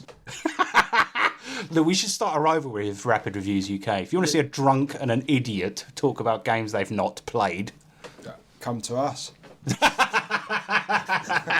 Oh, Sean, you've redeemed yourself there, man. Anyway, Street Fighter 6 is a great game. We started a club on there, the Lucky and Wild Club. Join us, man. Join us. So if you want to join our club on there, we said we've made a club. And basically, the goal is getting better at the game, training with people, and having a good time, right? Yeah, I'd love that, actually, to be fair. So, if you want to come and do that, just, send us a message on Discord. And, sorry, I'm still laughing about that joke you just made. It's funny, man. That was the funniest thing you've ever said. Send us a message on Discord, or just put it in the Discord, and you can come join, and we'll show you the ropes. So what I want to talk about, though, is that obviously we don't need to say much about Street Fighter 6, do we? It's one of the best fighting games ever made. Yeah, no, it is. We don't really need to say what the game is, though, because everyone knows by this point. I just wanted to, I guess I wanted to mention about Sagat coming out, and then... You've done that? Yeah, I have, yeah. Yeah. But it's a game that I would say one of the things that I really like about it is that it's still being supported. There's still fight passes, there's still DLC being added. The Guna costumes just come out, and actually Mai's one is pretty good. Yeah, But, I mean, it's consistently popular. I mean, yeah. And for good reason, to be honest. It is a very good game. But as Sean mentioned, right, so I transitioned over from playing Fatal Fury, which has a dedicated dodge button. No, like a hop or dash button, right? Yeah. And I found that when I went back to Street Fighter, I couldn't hop around like a mad cunt like I did in Fatal Fury. Do you know what I mean? Yeah. During the neutral and or footsies part of the game, I found it really... It's just because I haven't done it in so long, really hard to double tap to dash again, rather than just pressing a button. I think I've definitely got to work around it, really. Because with Street Fighter, it's more... I mean, you can run around with the dash cancelling and all that stuff, but a lot of it's like doing moves like you did back in Street Fighter 2. I mean, but even a lot of it is based the movement is because you're more just walking back and forth. You do more often than you do dashing, right? Yeah, definitely. And dash cancelling also has quite a large build up to it. You know what I mean? Yeah, it does. Yeah. So it's for very specific purposes. I guess you can dash cancel from say like a light punch. It's like a combo extender, really. But as a result, I bought myself a haute-pad. Is it haute-pad? No, no, they're called Cosmox or but this is the full name is the haute-pad C16 Cosmo X. Oh yeah, because the product is now called the haute-pad, isn't it? Yeah. So what this is, for those that don't know, this is a leverless arcade stick. So it doesn't have a joystick. It has a WASD layout of buttons for movement with an optional up button that you can press with your thumb if you don't like pressing. I like on your leverless how close the movement buttons are together. Yeah, I mean, that was one of the things. So the C16, so most... leverless controllers will come with either 30mm or 24mm buttons. This one is 22mm buttons, which is weird. Which means that when I first got it, I upgraded the keycaps on it. So it's got Cherry MX switches, which are like very good, basically leverless controllers. They don't use typical arcade buttons. They use round buttons with keyboard switches, right? So they can be flat. And this thing has got 22mm buttons, which is weird. And so I upgraded the buttons almost instantly when I got it. I put those yellow ones on there. The cool thing about this one is it's got for some reason all leverlesses have LEDs in them. Yeah, where arcade sticks don't. I don't know what is up with that. Yeah, I'm not sure. Aside from Victrix arcade sticks. But anyway, it's got LED modes where you can program what colour they are, what colour they become when you press them. It's also got an LED around the outside. But one of the cool things is obviously it's got very, very nice switches, so they feel very good to press. But it's got these new 22mm low profile buttons, which mean that they're very easy to press. So ideally what you want to do is have your hand hovering and tap them, but it means that you can do, I'll just demonstrate here, slide inputs. Yeah. Should you ever need to do that, because you can slide between the buttons very easily. Well, that's very important for like grapple characters and stuff. Maybe like half circles and stuff. Like I don't know, like for example, like Honda's grab or something, or one where or supers in Guilty Gear where you have to do the half circle input. You half circle and forward. Yeah, half circle and forward. So you can do the inputs very easily. It's also got 2 extra buttons on there. So I've got an 8-button setup playing on modern controls, but I've got 2 optional buttons I can press with my thumb as well. So I've also got throws and 1-button supers mapped to my controller. And like you said, the buttons are close together and low profile, so they're very, very good for slide inputs. And so, I don't know, I absolutely love it. The other thing, Sean, which is really fucking cool about this controller, is that it has a magnetic acrylic faceplate on it, that what you can do is there's just a button on the bottom. You press it, that pops out, you can change the artwork. It comes with 5 different pieces of artwork you can place underneath the panel. That's incredible, man. And 2 blank ones that you can customise yourself. Because, nobody's ever thought of that before. But with leverlesses, it's also kind of expected to do that. So the fact that they built that in there. The truth is, leverless controllers are much easier to take apart, right? You lent me one very kindly to test if it would work for Street Fighter. And I took it apart and cleaned it and put it all back together, and it's very easy. So yeah, it's expected to be able to change the art, and the fact that it's built into this rather than you having to cut it yourself and all this. So what I'm going to do, I said to my son, tomorrow we're going to take one of the blank ones that came with it, and he can just go mental on it, and that'll be my artwork that I keep under there. Yeah, that'd be cool. Yeah. The only thing is, when I was looking at reviews, the acrylic faceplate was completely clear. Now what they sent was a frosted one. So from this angle where you're looking at it, Sean, you can't really see the artwork. You can when it's sat on your lap and you're playing it.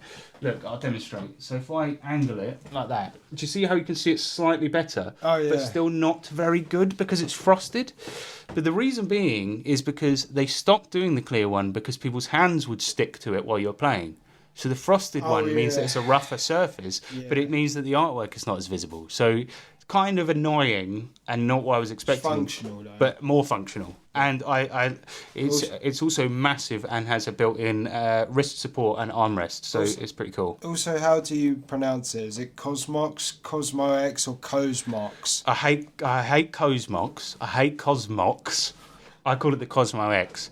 But yeah, it's got 2 screens built in as well. It's got a tournament lockout function, so you can disable the PS Home buttons and all of that. And yeah. It's also got 2 different ports if you want to have the USB stick on the side or on the top. I mean, it's a fucking wonderful controller. I love it. One of those is for a booter. No, it's got the booter port. And it's got 2 separate. Wow. Yeah. Sick. It's amazing. Yeah, sometimes I get annoyed with it being on the top. Sometimes I don't know why. It's like if you're at a tournament and you got like, actually I do know why, because if you're at a tournament and you've got like a headset on and that sort of interfere. I'm a bit weird in that sort of sense. Sean's a bit weird. Yeah. But you know when the wires interfere and then like part of the wire comes onto your hand. Mm-hmm. Yeah. Yeah. But they've thought of everything with this.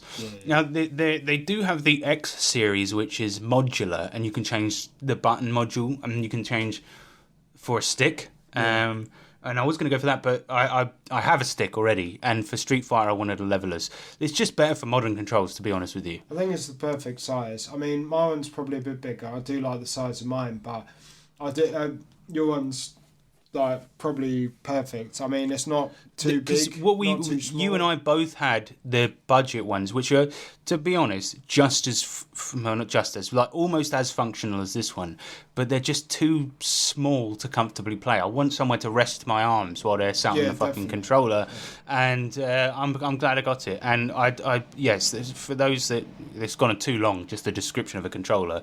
But these are things that, unfortunately, fighting game players obsess over. But yeah, that's the haute-pad C16 Cosmox. On sale on AliExpress at the moment for £60, and it's usually 120. So I'm absolutely chuffed to bits with that. I just wanted to... One of the things we saw at VS Fighting was a geezer that's making leverless controllers from scratch himself and selling them, called Furin Arcade. And these are literally like probably the most incredible ones I've seen. They are. I mean, they've got. He's really thought of everything. He's got tournament lockout mode, but he's got dip switches on his so that you can change the SOCD mode as opposed to having to remember a weird input. I won't go into what that is because it'll bore people. But he's got removable keyboard switches and buttons, and I don't know, it's incredible. But just so that we're not talking about fucking arcade sticks for too long, Furin Arcade. He's got the minis and he's got the big ones. What I liked about this guy is that at VS Fighting, what he did is to attract people to his stall to look at his cool leverless controllers that he makes.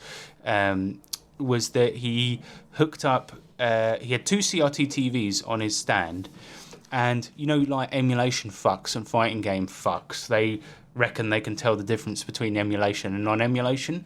So he had under the desk, a PC was hooked up to one of the monitors and a Dreamcast was hooked up to the other, and they're both, one's emulating the game, one's playing it, and he challenged people to tell the difference throughout the con, and he would routinely switch them over. Yeah, he did, yeah. I thought that was pretty cool. But yeah, look up Furin Arcade if you want very, very cool luxury leverless ones.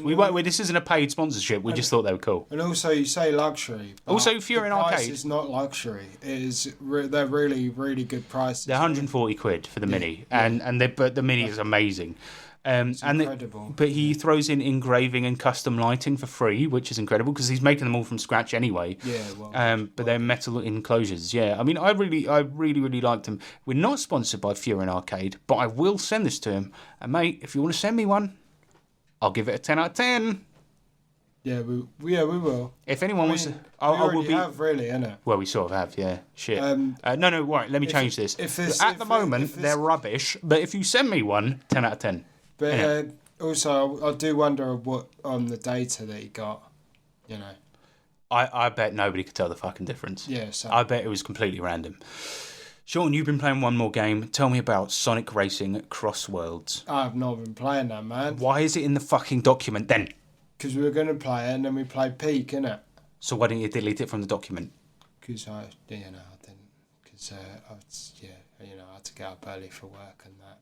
So I mean, after Peak, I went to sleep, and then I woke up and I went to work at silly o'clock, innit? So, Let's go on to your. I've seen that Sean's written an item down here, right? He's looking nervous. Oh, well, let's go on to Sean's item with getting lucky. Right, so I've seen you've written down here the Great Sonic Debate. Yeah, so... Right, this better be good. I just thought really just to sort of... Sonic, is he as rad as we remember or more rad? Exactly. I'd say probably as, but you sort of hate all the Sonic games. I do, yeah. So I just thought a lot of that, like quite a few of those are very good games. Like Sonic 1, 2, 3. Right, so the idea is that you're trying to... Right, and I have to like really sort of wade through the muck with this. Your item is that you want to convince me that Sonic games have been good. And I believe they never have. How can you say they never have, though? Because they're made with speedrunners in mind. The way Sonic moves, if you think about that, like in the 90s, how good that was. How the game looked. I mean, the games still look good. Yeah, okay, they do look good, but when you play them... They're really bad. They are bad, right? What makes you say they're bad? Because what it is what you do is you dash through a level, right? And all of them are designed like mazes, and mazes are never fun, right? Yeah, but... So you dash through a level, it's like designed like a maze that, as we know, is not fun. Yeah, but it's not supposed to be yeah, I'm running. Look at this momentum. Oh, boom, boom. Oh, I've ran into a hole. Oh well. But if you're good at the game, the momentum keeps going, innit? But for first-time players and casuals, not fun. Mario, first-time players and casuals, is it fun? Yeah, but... So Sonic is a game that only gets good once you decide to master it because you've got nothing better to do. Because at that...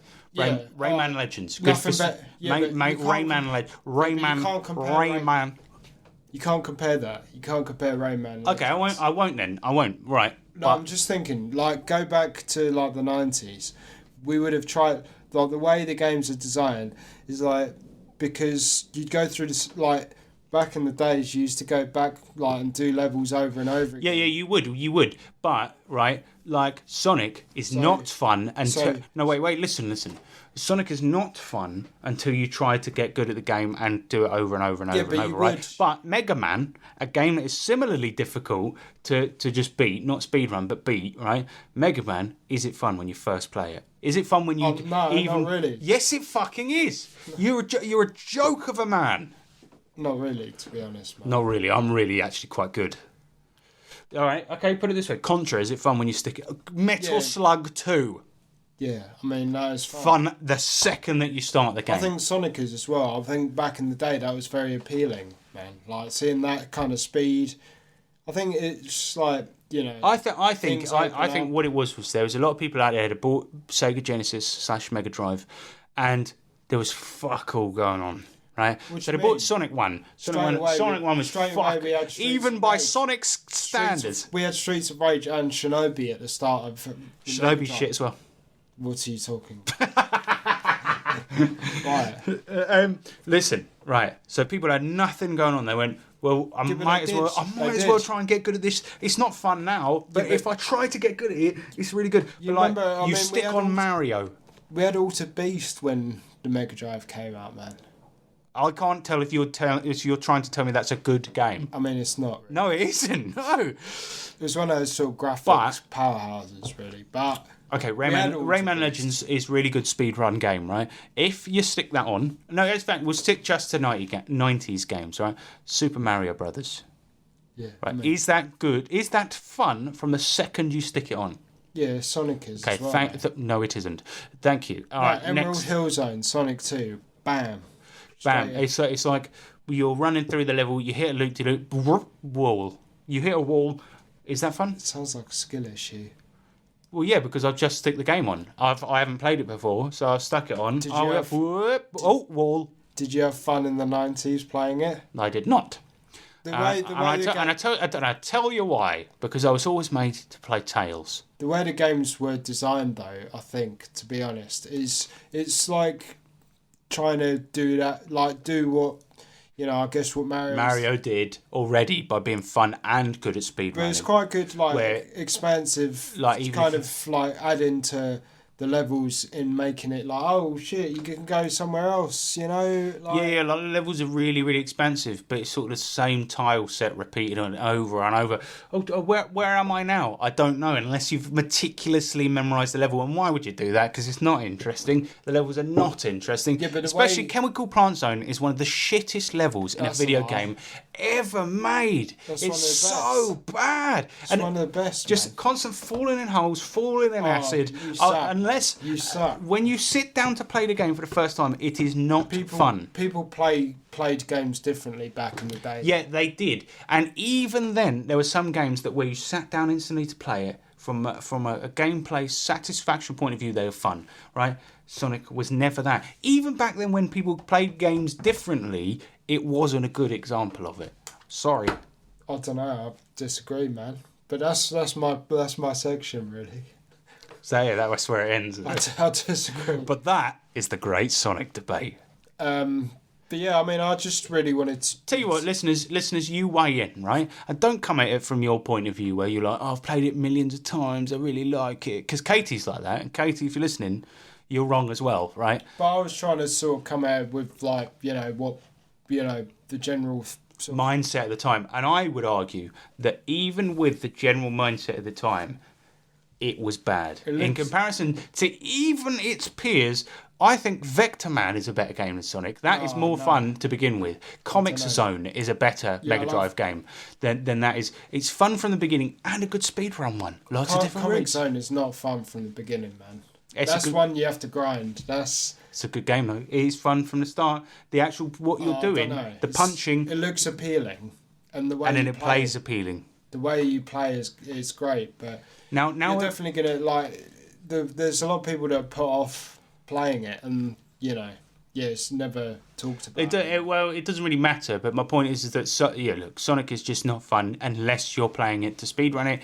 And I think the best games ever made that with that mindset in them, where you can perfect it and get better at speedrunning it. The best games that were ever made in that genre are also good for casuals, right? The best speedrun games of all time, what are they? Is Sonic even close to being one of the most speedrun games of all time? But let's talk about the biggest speedrun games of all time. What are they? Run them through for me. Well, I mean, they're mostly Mario based, but That's weird, isn't it? And it also, what's funny is Mario 64, a game that movement in that game is still being perfected to this day.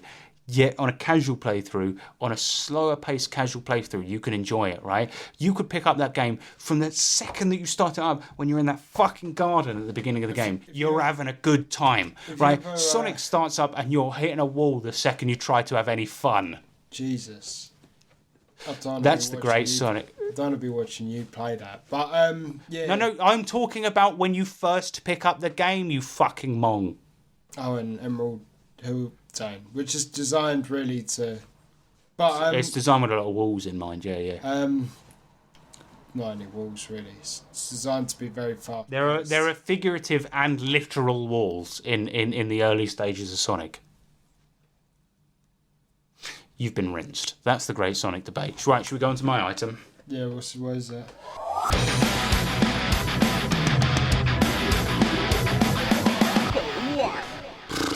Right, I'm going to be honest with you, lads. I've been pretty angry this one. Sean's annoyed me. My fucking family's annoyed me, right? It's my son's birthday. That was a joyous occasion. I've loved it. But yesterday, we were supposed to record this podcast yesterday, Sean. And, be happy, because I'm about to rant about something that isn't you, right? We were supposed to record this fucking podcast yesterday. And I said to my wife, right, and I'm just going to try and keep my voice down here. I said to my wife, I was like, right, we're recording in the evening. I need to get back for this certain time because I need to prepare my item. All I need is 40 minutes to get this done. Sean's going to come round and then I'll do my item, right? Now, what happens? I need 40 minutes. What happens? First thing, we go to Legoland for my son's birthday. Nice. All I'm thinking is, right, all I want to do is get there and see the joy on his face when he sees that Legoland isn't a country, but a theme park full of Lego stuff, right? He's going to fucking love it. That's what I'm aiming for. So my wife's family decided to come along, and I know my brother-in-law listens to this, and I'm sorry, all right, mate. Look. If I'm just stating a fact, it's not wrong, is it? Right? But you're never on time for anything, right? Hi everyone, Harrison just chiming in here just to mention that my brother-in-law did not in fact come to this event. He's been very unwell, right? And he's always on time to everything. What I mean is everyone else in the family, all right? Just wanted to clarify that before moving on. Goodbye. Yeah, in fact, What is the time there for? What? I mean, if you agree on a time, what is that there for? What's the fucking point? And then so many times in my life, people have taken the piss out of me for being annoyed when people are late, especially when they're egregiously late, right? I'm sure a lot. But how am I the bad one for being annoyed that people are turning up fucking late? And also, I've got a child with me. And if he's not entertained by something within 30 fucking seconds, right? And bear in mind we're a family that doesn't really even watch much TV. Imagine how fucking hard that is, right? So he's like, and so then imagine we turn up at Legoland, right? We've just gone through the big fucking gate. We've seen all the Lego figurines outside. He's seeing rides popping off in the background, and I have to tell him to stand still for fucking 40 minutes, right? Because those guys can't be bothered to turn up on time. Look, there was an excuse, but it can't. If you're late to absolutely everything you ever do, then your excuses aren't valid. Because if you're late, for example, Sean, and you tell me here's the reason, I go, don't worry about it, mate, because. But if you're late to everything, that's you. That's you that's doing it. If you're late to everything, right? So my point is, I haven't got a fucking segment. I've got part of one, and it's going to be shit. All right? All right, let's go. 40 fucking minutes waiting, right? Guess how long it took to fucking say goodbye when we were trying to go home? When I was trying to go home to the fucking thing that we had arranged, right? See, that's what I'm talking about. That's a fucking excuse, because I actually have a reason for being late where I never am, right? I had to fucking text you and be like, I can't do it tonight because we spent 2 hours saying goodbye to each other in the fucking car park. Yeah, I mean, at least we're here now. Anyway, listen, mate, brother-in-law, if you're listening, you're not usually late to things, so shout out to you, man. Anyway, so the item I've come up with is off-key OST, right? You're going to have to guess video game tunes. What I've done is I've recorded on my computer me singing them from memory, right? It's games I haven't played in ages, and I'm singing them from memory, and you have to guess what they are. I've only got one, and you're probably going to guess it straight away because it was the easy one I did to start off the segment. Oh. Thanks a fucking lot for wasting my time. Anyway, see if you can guess this. Bloody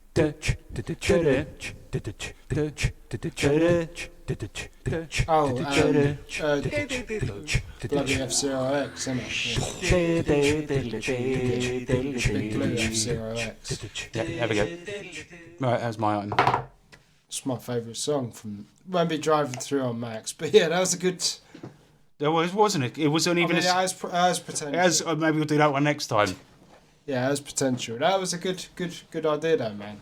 I've got to say that is a good idea for a segment.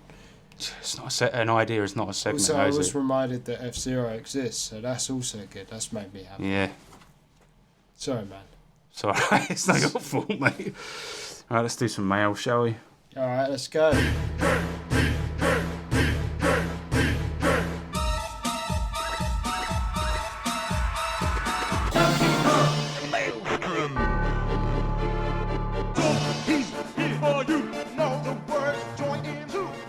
Sid the Squid, he says, now that I got my handheld emulator, I've been playing Final Fantasy Tactics. Monday! I'm so pleased for you, man. He got the RG35XX, good handheld emulation device. Good handheld device, yeah. For PS1 as well. It's like really good. And it's got the dual analog sticks and it won't break the bank. It's only about 50 quid. 3,500 games. Retard. Sorry. He says, how do I get my family and job to leave me alone so I can grind my characters up faster on that game? And I think those are cracking. Well, you know, if O.J. Simpson can, like, get away with murder, then so can you, man. Just, like, I mean, everyone knew he did it. And he got away with it. Yeah. But what I think there's a prerequisite to this question. He likes his family and doesn't want to murder them. Yeah, he's not going to murder them. Okay. They wouldn't make him wait 2 hours in a fucking car park. If you like your family, then maybe, I don't know. It's time to go up the video games. No, I don't know. No, look. No, it's tough. My family are really great. My family are really great, right? When they decide to fucking turn up. But my wife, I love her dearly. My son, cracking bloke. I'm really starting to like him. But I have this same quandary where I have to fit the video games time in, right? And to be honest with you, mate, I tend to play for 1 to 2 hours most nights, and I do it when everyone's got to bed. That is pretty much my solution to it. The other thing is I don't know, like... Yeah, just play at night. I guess I think that's the best one, isn't it? When I used to work a job that had a long commute, I would take my handheld on the long commute, and also I'd play it during my lunch break. Yeah, I don't know about your commute, but yeah, that is a good shout. But if you do have a lunch break at work, bring it with you, man. That's an hour of gaming you can get in every day, and like you could play a 50-hour game over the course of each lunchtime. That'd be a lot of fun. Most people don't get an hour anymore. Is that true? Yeah, like... I haven't had a job in about 10 years. Like, most people get 30-minute lunch breaks. So. That's insane. Yeah. What sense did you know? Like, it takes you probably... Like, if you work an office job, it would take you, like, probably 5 to 10 minutes to get out of the building. Yeah, that sucks. I used to just take lunch at my desk. But I just This was when I worked in an office job I quite liked, though, with nice people. But I used to take lunch on my desk, just take my PSP out, eat my lunch on my desk, and put the headphones in straight up. Yes. I just make a rule that if anyone tries to disturb me, I'll be like, I'm not at work, leave me alone. A lot of companies don't pay lunch break anymore, so you know. Yeah. I remember actually, when I used to work doing tech support for a government organisation. There was a point where our manager quit out of nowhere. Well, it wasn't out of nowhere. It's because the job was shit. But we didn't have a manager for months, right? We didn't get paid for our lunch breaks. So, but we had to start putting our own hours in for our pay. So what I did is I just told every day, just mysteriously, I did take the lunch break, but on my pay thing, every day I was quote unquote not working through my lunch break, if you catch my drift. Yeah. It was after I did it for about 300 to 400 hours. No, it wasn't that. It wasn't like years, but it was months. I got away with it. No, that's good. Actually, no, that's bad because I defrauded a cut. All of that was fictional and it never happened. Are we protected legally there? Well, is there sort of like it's a good thing nobody listens to this. Statute of limitation. It's 14 years usually. Oh, okay. Yeah, I thought it was 10. We're getting close.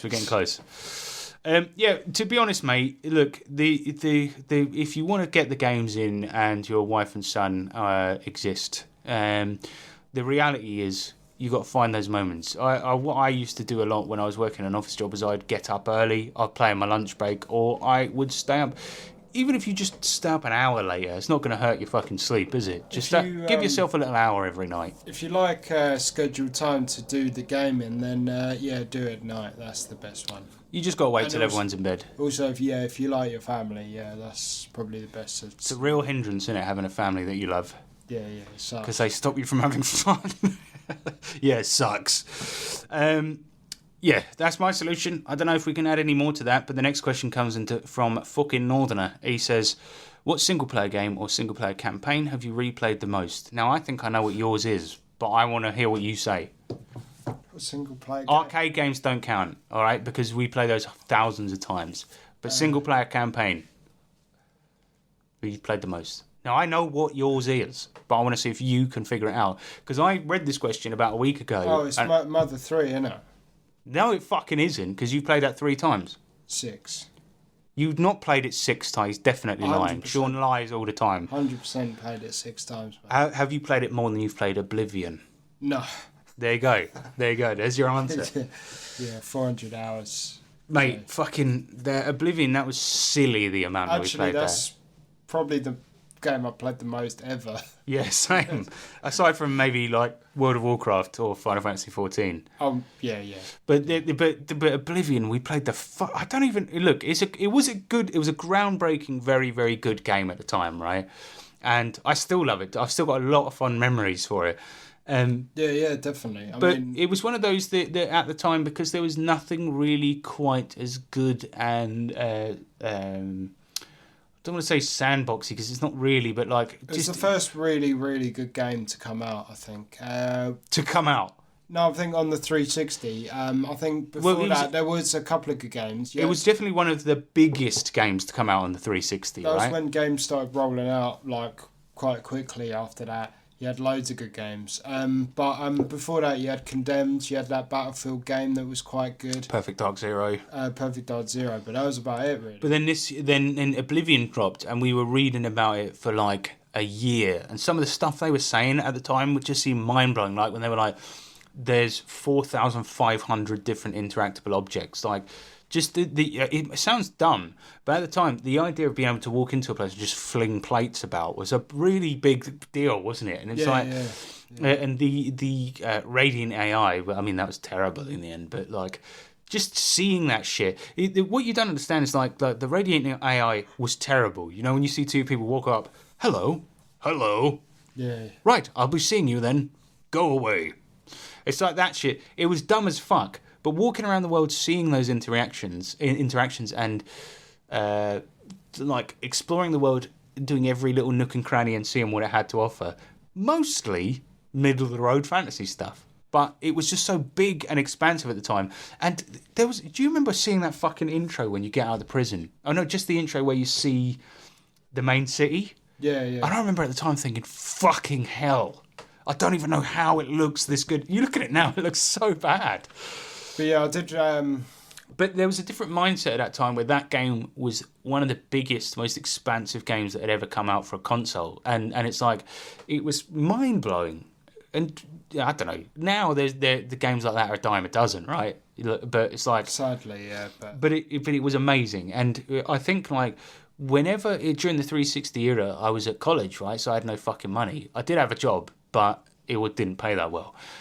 The thing is, it was like, I always thought whenever I was during the 360 era, whenever I had nothing to play, I'd start up and do a new Oblivion run. And I know you were the same as well. Yeah, definitely. Because it was like, I have played Oblivion, but I haven't done all the Fighters Guild quests yet. So you start a new save with a new character and do like half the story, then go off and do your own shit, build a new character with a different build, you know what I mean? So I don't know, I reckon I've got about 1,000 hours in that fucking game. For instance, yeah, I mean, if I take all this, like 6 times I played Mother 3, I probably wouldn't even get close. Definitely 3.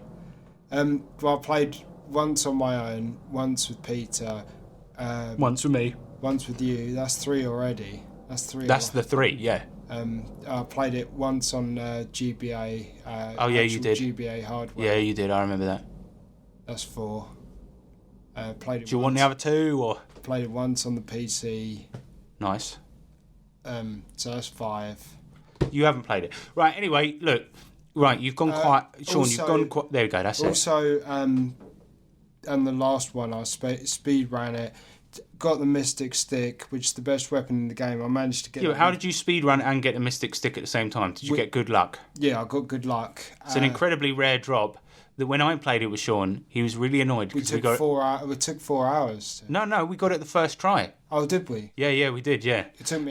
When I replayed it at work when I was doing tech support for the government. Sorry about that, Donald Trump. But I replayed it at work, and it took me like a long time to get the Mystic Stick. But when I played it with you, I remember you being really annoyed because I just went into a room, hit a monster, and went like, "Oh, cool, a weapon."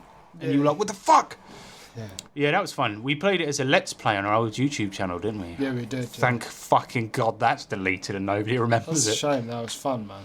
We gave up though, didn't we? Because nobody was watching. Nobody was watching it. We should give this up.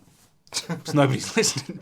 But it was funny. We went back and watched some of those recently. Fuck, it was cringe, wasn't it? Yeah, it was. Right, fucking Northerner, he has another one. He says, what's the most aggravating feature / mechanic in your favourite game? Oblivion Faces. That's not really a mechanic, though, is it? You know, speaking of faces, you know the wheel and the face used to change. Like, oh, God, yeah. The fucking arguments wheel in Oblivion. Yeah, I don't know if I hate that, though. I sort of love it a bit. Like, when you in order to get a discount on buying a Mystic Stick, you'd be like, I hate you, here's a joke, your mum sucks, I love you. And then they give you a discount. And as you're doing it, my favourite thing is, you know, when they're doing the pre-programmed nice response to you, like with like, hello. But actually your reputation with them is really low. So they say, hello, smiling. And then they just suddenly do that. They did a really frowny face. But it's the snarl that they do at their face. It's so dumb. I don't know if I hate that, though. Fuck. The thing about Oblivion is the jank of it. It sort of makes it for me. Yeah, yeah. And I love seeing that Oblivion NPC meme where people put the music over people doing stupid shit. But when you actually sit and listen to those songs, they're good. Yeah, they are. Yeah. I love the music of Oblivion. But good. But yeah. But you know, aggravating feature / mechanic in your favourite game. I tell you what, I don't like in Street Fighter 6. Yeah, what's that? I don't like Drive Impact. Drive Impact's the red one. Eh? Yeah, I don't like it. I hate it. And so Drive Impact. I think it's good because I think it's made the game ever so slightly worse. I think SPG in Fatal Fury is better, but let me just Drive Impact is a what would you call it? A counter mechanic in Street Fighter 6. It's like focus attack from Street Fighter 4. So you can press a button, and if a character, if your opponent, you press a button and sort of go into this like counter state, and if an opponent hits you during said counter, you counter and stun them, giving you full access to a full punish, basically. You have super armor, so you can take 3 hits. Yes, and you know what? It's not as if I don't think it's a bad mechanic. I think it's a good mechanic, and it is basically there to call out players who are playing sloppily and predictably. Right? Yeah, that's just the truth of it. But when it fucking happens to you, it's trying to negate spamming, isn't it? Exactly. But when it happens to you. Yeah, it's horrible. I hate it. Yeah. I hate it because you know, like it's they've like got something nice set up. To be fair, it's always fair, right? Yeah, and if you get hit by it, it is your fault 100% of the time, right? But it's so aggravating when you hear that, and your character's flying in for a move that you.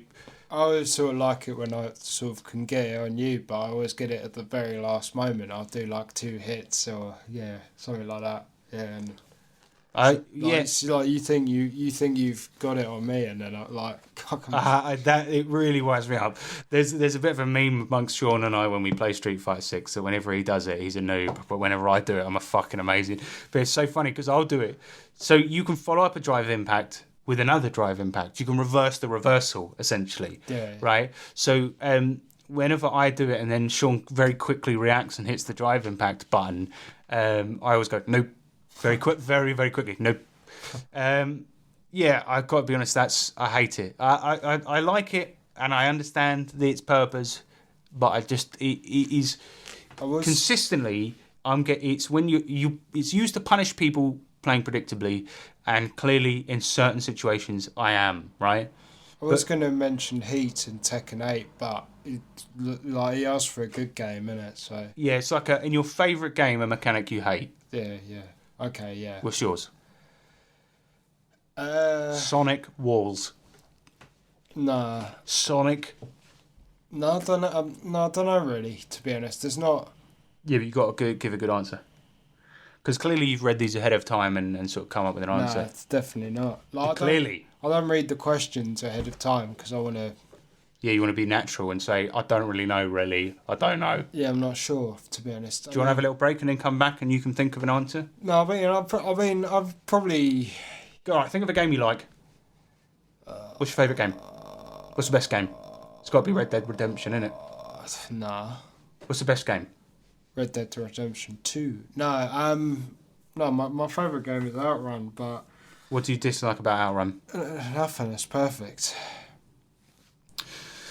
Ace, he says, is using an Xbox controller in tournament fighting games allowed? I like Street Fighter, but I never played a tourney, and I don't know how to use an arcade stick. You're barred. All right, Sean, that's a shit answer, and of course, yes, it is allowed. Do you know the? Everyone comes from all walks of life. I mean, in our last episode, our fighting game documentary, someone had a Hatsune Miku Project Diva controller. They did, and that everyone's welcome. Exactly, and for reference, a Hatsune Miku controller. That's what I said. You said Miko. You always say Miko. It annoys me. Is like a small dance mat type controller that you hold in your hands, right? You play with your hands. But anyway, there's a professional player who's now dead called Broly Legs. Is it Broly Legs? Yeah. He's a disabled fella who only had control of his face, and he used an Xbox controller with his face. So absolutely. Also, the winner of Street Fighter 6 at Evo, Minardi, he's the best Blanka player in the world. He's incredible. He's probably the best Street Fighter 6 player currently. Well, literally, yeah. He used a PS5 pad. There you go. And Angry Bird the previous year, he used a PS5 pad. Yeah. People use whatever they're comfortable with, right? The only reason people use arcade sticks is because that's what they're used to, or they think they're cool, right? That's it. You see a lot of newbies switching to arcade stick because they think it's quote unquote better, and it's not. It's only better if you prefer it and if it's what you're enthused about.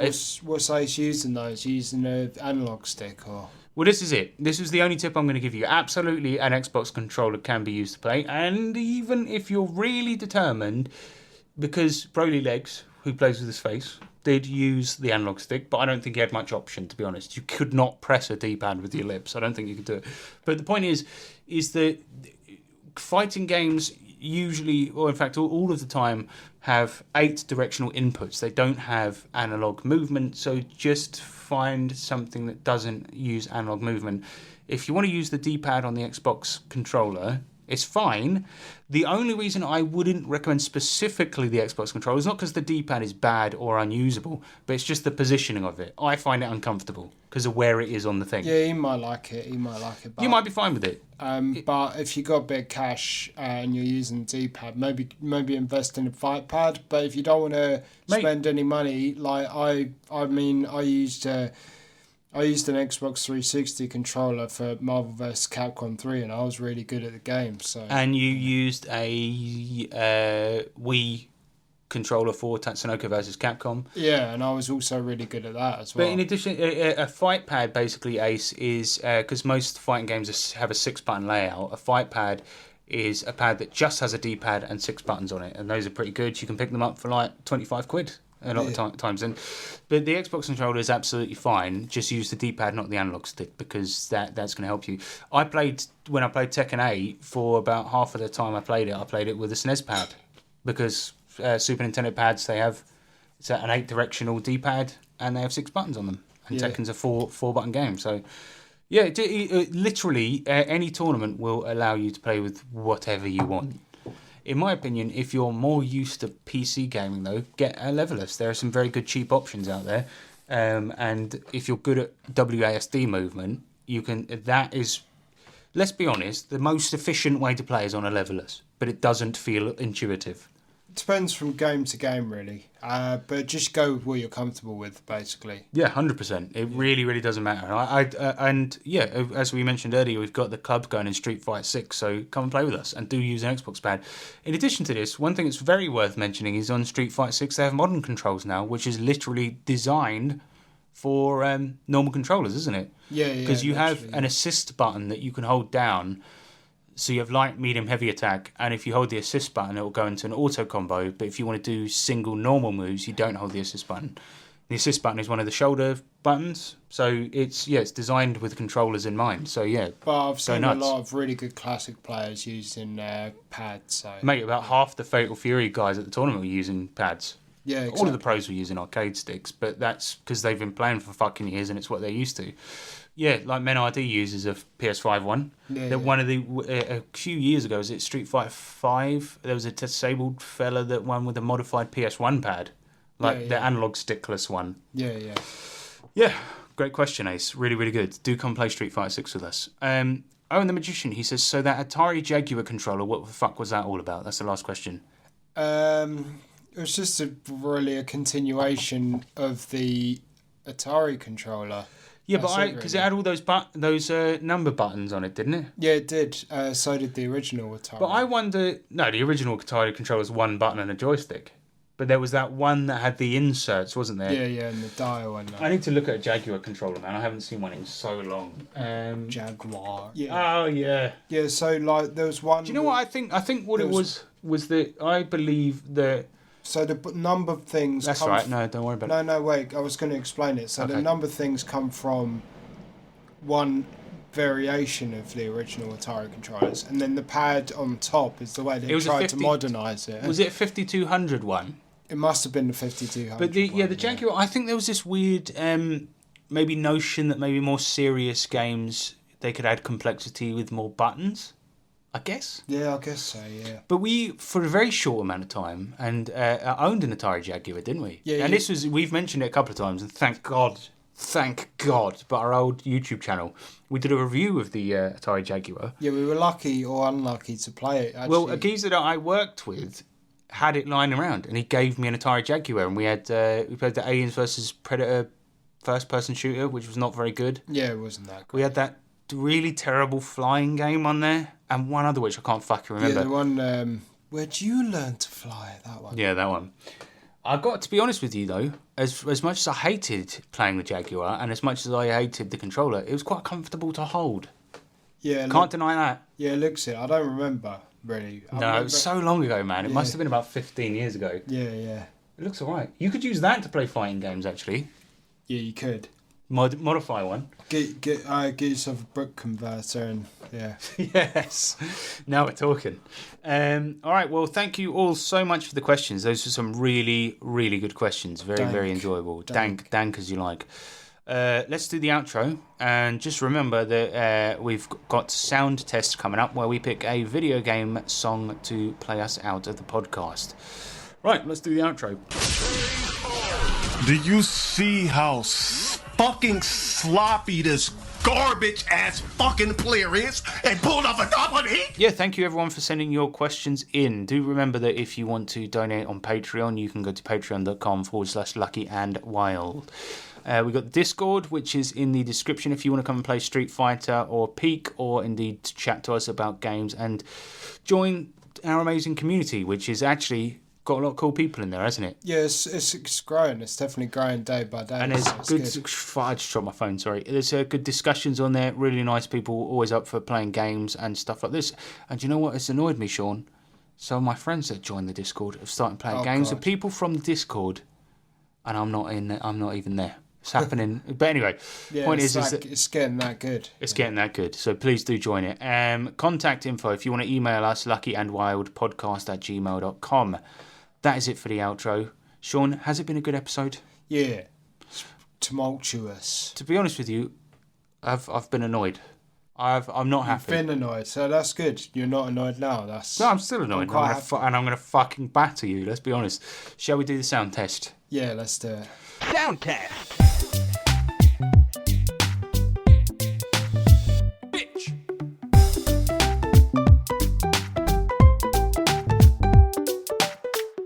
So this is our segment where we pick a video game song to play us out of the podcast here. Now, Sean, you've picked one. Yeah. Tell me about it. I have. Yeah, I have. I picked Technical Difficulties by Racer X, the band Racer X. Now, Sean, I just want to point something out to you, right? Copyright, right? This goes on YouTube. Oh. Right? So licensed music, you can never, ever... Okay. You can never, ever pick it because it will get the podcast taken down and banned, for example, on Spotify where Racer X have their music. It's a shame because they're a really good band. Yeah, they are. I would have thought any fucking idiot would have realised that and not picked it. Yeah, right? I mean, yeah, I probably shouldn't have picked it. Should I pick something else then? Well, yeah. Okay. Right, but the trouble is as well is that with this segment we usually come up with like an interesting story, or like a song that has an interesting backstory or something interesting to say about it. Go on and tell me about Racer X. This song featured in Brutal Legends, the very underrated strategy game on Xbox 360, which recently had an anniversary. And this game featured Ozzy Osbourne. It did. Big up Ozzy Osbourne. Big up. He was in the game. So was Jack Black. He's the main character. But so Racer X Technical Difficulties. This was the song that featured quite heavily. Featured. Right, but we're not going to play that song. So just imagine Technical Difficulties by Racer X here. Stop that. That's annoying. Right, so go on then. What's your other one? And you better have a fucking interesting story about it. Yeah, I do. I'm going to pick... So Sonic Mania, so Christian Whitehead recently shared... Sean, this is good, man. You might redeem yourself here. Come on, let's go. Christian Whitehead recently redeemed himself. Recently redeemed himself. It's Sonic. He did the Sonic. I need to go to the loo. So do I, man. Shut up. Get on with it. He recently redeemed him. No. Christian Whitehead recently... That was very immature. Sean, I just want to say that was very immature of me, and I apologise. That's all right. Christian Whitehead recently... Who's Christian Whitehead? He was one of the lead directors of Sonic Mania. That's really interesting. How did he get that job? Through making really good Sonic fan games. Emulation, but go on. So you need to go to the loo. It's a bit of both. You need to go to the loo. I wanted to say something really interesting about the fact that he released... Alright. What did... Okay, right. No. Right, let's... So, Sean, do not go. You've got to do your song. Right. We'll cut all of that. Start again. Very interesting thing I wanted to say was recently Christian Whitehead released some unreleased sort of... so it's now released. He released some released. No, Sean, I'm really sorry. No, Sean, I'm going to stop. Sit down. Okay. All right. Right, go on. Sonic Mania. Everyone wanted Sonic Mania 2. Christian Whitehead recently released some screenshots of what Sonic Mania 2 would have looked like. And they had, they looked really nice, to be fair. They had 3D sort of images. It was like 2D, but it still had a lot of character to it. Sonic still had this light blue sort of colour. So he released this and he was like, this is what Sonic Mania 2 would have looked like. Sonic. A lot of people said that kids might have complained that... You are a bit too close to your microphone, but don't let that the kids sort of complained, Sonic Mania, that looks old, So they updated the sort of image. I mean, it didn't look shit like Sonic 4. It actually looked well good. It looked banging. Is this to do with the song, though? So he released some images on Twitter. So basically, I'm going to go with my pick... because Sonic Mania, he released the Sonic Mania 2 shit. Studiopolis Zone from Sonic Mania. What was it? Yeah, but what's that story got to do with anything? It was just... So what I mean is an interesting fact about the music. Look, fuck it. Doesn't matter. We don't really have a choice anymore. Sonic Mania 2, I thought the pictures he released... Is there unreleased music from Sonic Mania 2? No. It was just the fact that the game was planned and they were making the game and... Several years. But Sean, we have been cancelled. Look, we are going to do. Sean, shut up. We are going to do Studiopolis Zone. I'm going to play it in a minute. I think that's very interesting, though. Sean, it is. But what I mean, Sean, what I mean. Cancelled. Shut up. What I mean is an interesting fact about the fucking song, how it was composed, the circumstances, if it does something different, if it used some sort of weird quirk. I didn't mean just give me an unrelated Sonic Mania fact. Yeah, but it was a good time to bring it up because Sonic Mania 2... Right, Alright, anyway, it's Studiopolis Zone from Sonic Mania. I've been Harrison Hunt. Anyway, I've been Sean Hunt. But yeah, go check out the pictures of Sonic Mania. Go check out that non-music related fact. Yeah, but it's a cool... when am I going to be... I should have brought it up in the news, really. Maybe, but... Yeah! Because that's news! But yeah, it looked cool. Go check out Sonic Mania 2. screenshot. Yeah, there's some unrelated stuff about it, and here's some music from it. Sean's got nothing to say about the music. Music's great, man. Oh, there you go. There you go. Well, now I'm convinced.